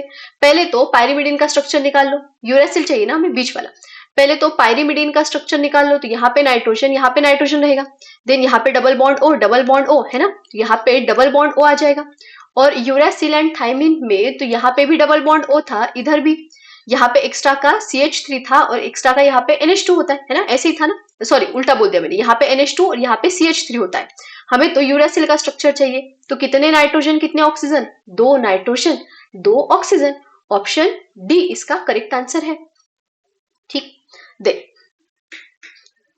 which carbon atom of ribose sugar numbered from 1' to 5' bonds with phosphate group to form AMP adenosine monophosphate. देखो ये एडेनोसिन का कोई काम नहीं है, उन्होंने डायरेक्ट पूछा है हमें कि फॉस्फेट ग्रुप किस कार्बन पे लगता है, तो फॉस्फेट ग्रुप 5' पे लगता है, ऑप्शन डी रहेगा इसका answer. Which from following is not feature of Watson and Crick model for DNA? तो वैटसन क्रिक मॉडल का कौन सा फीचर नहीं है ये पूछा है। तो polynucleotide strand wind into a right handed double helix, ये सही है। Sugar phosphate backbone lies at inside and bases lied outside, ये गलत है। Backbone lies outside and bases inside ऐसे होना चाहिए था, यही गलत है, मतलब यही हमारा सही आंसर है। बाकी जो दो ऑप्शन है वो सही है हमारे। Then next, what is the number of moles of oxygen and number of moles of nitrogen atom respectively present in 1 mole of thymine? अभी थाइमिन का पूछा है हमें कि थाइमिन में कितने नाइट्रोजन एंड ऑक्सीजन प्रेजेंट रहेंगे। ठीक है, देखो स्ट्रक्चर CUT कट था हमारा, देन यहाँ पे पहले तो पायरिमिडीन का structure, then double bond O, यहाँ पे भी डबल बॉन्ड O और यहाँ पे था हमारा क्या, मिथिन। हमें क्या नाइट्रोजन ऑक्सीजन पूछे, तो कितने, 2 एंड 2, फिर से ऑप्शन ए ही हमारे यहाँ पे करेक्ट आंसर रहेगा। Which from following nitrogen bases of nucleic acid is derived from purine? तो प्यूरिन से कौन से नाइट्रोजन बेसिस, तो प्यूरिन में क्या था, AG एडेनिन एंड ग्वानिन, तो ये ऑप्शन बी रहेगा इसका answer. Next, what are the positions of nitrogen atom present in pyrimidine ring of nucleic acid? Pyrimidine ring में नाइट्रोजन की पोजीशन क्या है, तो पायरिमिडीन का स्ट्रक्चर इस तरह से होता है, नाइट्रोजन एंड नाइट्रोजन, मैं बाकी के बॉन्ड नहीं लिख रही हूँ, और नंबरिंग हम 1 2 3 इस तरह से करते हैं, तो 1 एंड 3 रहेंगी, ऑप्शन बी रहेगा इसका answer. Next, which from following nitrogen bases either of purine or pyrimidine does not contain NH2 group attached with its ring? कौन से नाइट्रोजन बेसिस में NH2 ग्रुप प्रेजेंट नहीं होता, ये पूछा है। देखो अगर आप लोगों को याद है CUT, तो यहाँ पे NH2 ग्रुप होता है, किसमें, साइटोसिन में। यूरासिल में नहीं होता, थाइमिन में भी नहीं होता, थाइमिन में होता है हमारा CH3 ग्रुप। हमें NH2 पूछा है ना, और थाइमिन यहाँ पे दिया है, तो ऑप्शन सी इसका आंसर होना चाहिए, ऑप्शन सी इसका आंसर होना चाहिए। एक बार देख लेंगे हम, एक बार स्ट्रक्चर देख लेते हैं। ये देखो साइटोसिन, साइटोसिन में NH2 है ना, साइटोसिन में NH2 है, तो ये तो नहीं रहेगा। एडेनिन एंड ग्वानिन देख लो, तो एडेनिन में भी है, ग्वानिन में भी NH2 ग्रुप है, ठीक है, तो किस में नहीं रहेगा, थाइमिन में नहीं रहेगा, ऑप्शन सी हमारा करेक्ट आंसर रहेगा। Next, what is the total number of OH group present in ribonucleoside? Ribonucleoside में कितने OH ग्रुप रहेंगे। अभी देखो साइड लिखा है, मतलब जो हमारी राइबोज शुगर है, और राइबोन्यूक्लियोसाइड लिखा है, डीऑक्सी नहीं लिखा है, तो राइबोज शुगर रहेंगी, और न्यूक्लियोसाइड मतलब नाइट्रोजन बेस वहां पे रहेगा। तो हमें पता है राइबोज शुगर का जो स्ट्रक्चर है वो ऐसे रहेगा, है ना, यहाँ पे OH, यहाँ पे OH, यहाँ पे रहता है CH2OH, ठीक है, देन यहाँ पे जो हमारा OH रहेगा वो तो गया नाइट्रोजन बेसिस के साथ, तो कितने OH बचे, 1 2 एंड 3, तो ऑप्शन सी यहाँ पे करेक्ट आंसर रहेगा। Next, what is the total number of OH group present in nucleoside involved in the formation of DNA? DNA के मतलब डीऑक्सीराइबोज जो लेंगे हम, डीऑक्सीराइबोन्यूक्लिक एसिड के न्यूक्लियोसाइड में, मतलब ribose sugar and nitrogen base रहेगा उसके ऊपर अटैच। तो देखो पहले तो हम शुगर लेंगे, पेंटोज शुगर, लेकिन हमें पता है डीएनए वाली शुगर डीऑक्सीराइबोज रहेंगी, तो यहाँ पे OH नहीं रहेगा, यहाँ पे रहेगा OH, इधर CH2OH रहेगा, ठीक है, और यहाँ पे तो नाइट्रोजन बेस लगा रहेगा क्योंकि न्यूक्लियोसाइड है, तो कितने, 1 और 2 ही OH रहेंगे, यहाँ पे नहीं रहेगा डीएनए में, तो ऑप्शन डी 2 यहाँ पे करेक्ट आंसर रहेगा। Next, what is the total number of carbon atoms present in sugar molecule of RNA nucleotide? RNA के न्यूक्लियोटाइड में क्या पूछा है, total number of carbon atoms present in sugar molecule of RNA nucleotide. देखो RNA में कौन सी sugar होती है, पेंटोज शुगर, तो कितने कार्बन रहेंगे, 5 कार्बन रहेंगे। ऑप्शन बी इसका करेक्ट आंसर रहेगा, है ना, पेंटोज शुगर ही होती है ना। Next, what are the positions of nitrogen atom present in purine ring of nucleic acid. तो हमें पता है प्यूरिन रिंग में 2 मेंबर रिंग, मतलब 2 रिंग रहेंगे इस तरह से, नाइट्रोजन नाइट्रोजन, देन इस रिंग के यहाँ पे नाइट्रोजन, इस रिंग के यहाँ पे नाइट्रोजन, ऐसे होता है। ठीक है, बाकी स्ट्रक्चर में नहीं निकाल रही हूँ। नंबरिंग यहाँ से देंगे 1 2 3 4 5 6 7 8 और यहाँ पे क्या आ जाएगा 9।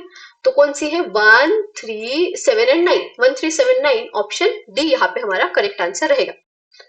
Next, identify the carbon atoms numbered from C1 to C5 of monosaccharide unit of DNA nucleotide that lacks oxygen from OH group। देखो C1 से C5 में जो DNA की शुगर है ना, मोनोसैकेराइड मतलब शुगर के बारे में बोल रहा है, of nucleotide that lack oxygen, जिसके पास OH ग्रुप का ऑक्सीजन नहीं होता शुगर में। तो हमें पता है ना DNA मतलब डीऑक्सीराइबोन्यूक्लिक एसिड, और डीऑक्सी में जो ऑक्सीजन को बाहर निकाला है हमने वो सेकेंड पोजीशन से निकालते हैं हम, मतलब 2 से। तो ऑप्शन बी C2 पे ऑक्सीजन नहीं रहेगा OH में, ऑप्शन सी रहेगा, ऑप्शन बी रहेगा आंसर इसका। Next, identify false statement regarding nucleotide from the following. Nucleotide के बारे में बोला है, in this 1 carbon attaches with the nitrogen at the nitrogen base. सही है, जो हमारी शुगर है उसका 1 नाइट्रोजन बेस को अटैच रहेगा। It constitute nitrogen base ribose और deoxyribose sugar and a phosphate group, ये भी सही है। In this phosphate group attaches eight 3 carbon, ये गलत है, 3 पे नहीं होता, 5 पे होता है फॉस्फेट ग्रुप, इसलिए यही हमारा गलत रहेगा और यही हमें पूछा था, ऑप्शन सी है answer. Which from following statement is false regarding DCMP? Deoxyribose, then cytosine nitrogen base रहेगा। इट इज अ न्यूक्लियोटाइड, सही है, न्यूक्लियोटाइड क्यों, शुगर भी है, नाइट्रोजन बेस भी है और फॉस्फेट ग्रुप भी लगा है, तो न्यूक्लियोटाइड हो गया। देन है this contain cytosine nitrogen base, सही है, सी लिखा है तो साइटोसिन रहेगा। Nitrogen of cytosine at 3rd position is bonded to 1 carbon of sugar, गलत है ये। हमें पता है जो नाइट्रोजन है, साइटोसिन मतलब हमारा पायरिमिडिन बेस रहेगा, और पायरिमिडिन बेसिस पे फर्स्ट नंबर का नाइट्रोजन जो है वो बॉन्ड बनाता है 1 कार्बन के साथ, तो ये गलत रहेगा और यही हमें पूछा था, ऑप्शन सी यहाँ पे हमारा करेक्ट आंसर है। Which from following statement is false regarding DAMP? False वाला बताना है। तो in this adenine is a nitrogen base, सही है। Deoxyribose sugar is bonded with nitrogen atom, सही है, डी लिखा है मतलब। It contain 1 phosphate group, monophosphate, MP मतलब मोनोफॉस्फेट, ये भी सही है। इट इज अ न्यूक्लियोसाइड, ये गलत है, न्यूक्लियोटाइड हुआ ना, बेस भी है, मोनोफॉस्फेट भी ग्रुप लगाया है और शुगर तो है ही, तो न्यूक्लियोटाइड है, न्यूक्लियोसाइड नहीं, ऑप्शन डी है। Next, which from following statement regarding DNA is false? DNA, deoxyribonucleic acid. 2 strands run in opposite direction to each other, सही है। The backbone of nucleotide strand is formed of phosphate and ribose sugar. Bases lie inside and perpendicular to the axis of helix. Double helix is stabilized by hydrogen bonding between the bases. इसका जो सही answer है ये है option B, है ना, मतलब हमें जो फॉल्स वाला पूछा था ऑप्शन बी रहेगा इसका आंसर। देखो क्यों रहेगा, the backbone of nucleotide stand is formed of phosphate and ribose sugar लिखा है, ये डीएनए है ना, तो डीएनए में डीऑक्सीराइबोज शुगर होती है ना, तो राइबोज लिखा है इसलिए गलत है, तो ऑप्शन बी रहेगा answer. Identify false statement regarding nucleoside from the following. Nucleoside के बारे में गलत पूछा है, तो it is formed by joining anomeric carbon of furanose with nitrogen bases, सही है। It constitute nitrogen base and ribose और डीऑक्सीराइबोज शुगर, ये भी सही है। In this phosphate group is attached to 5 carbon. देखो न्यूक्लियोसाइड बोला है ना, न्यूक्लियोसाइड में सिर्फ शुगर एंड नाइट्रोजन बेस होता है, फॉस्फेट ग्रुप नहीं, इसलिए ऑप्शन सी जो है वो गलत रहेगा और वही हमें पूछा था, तो ऑप्शन सी इसका करेक्ट आंसर है। और यहाँ पे हमारे जो तीनों टॉपिक है उसके ऊपर के 2024 एंड 25 के जो PYQs है वो हमने कवर कर लिए। जो बहुत ज्यादा रिपीटेटिव क्वेश्चन थे वही 2-4 शायद मैंने नहीं लिए हैं, बाकी सारे ही 2024 एंड 25 के क्वेश्चन हमारे कवर हो गए हैं।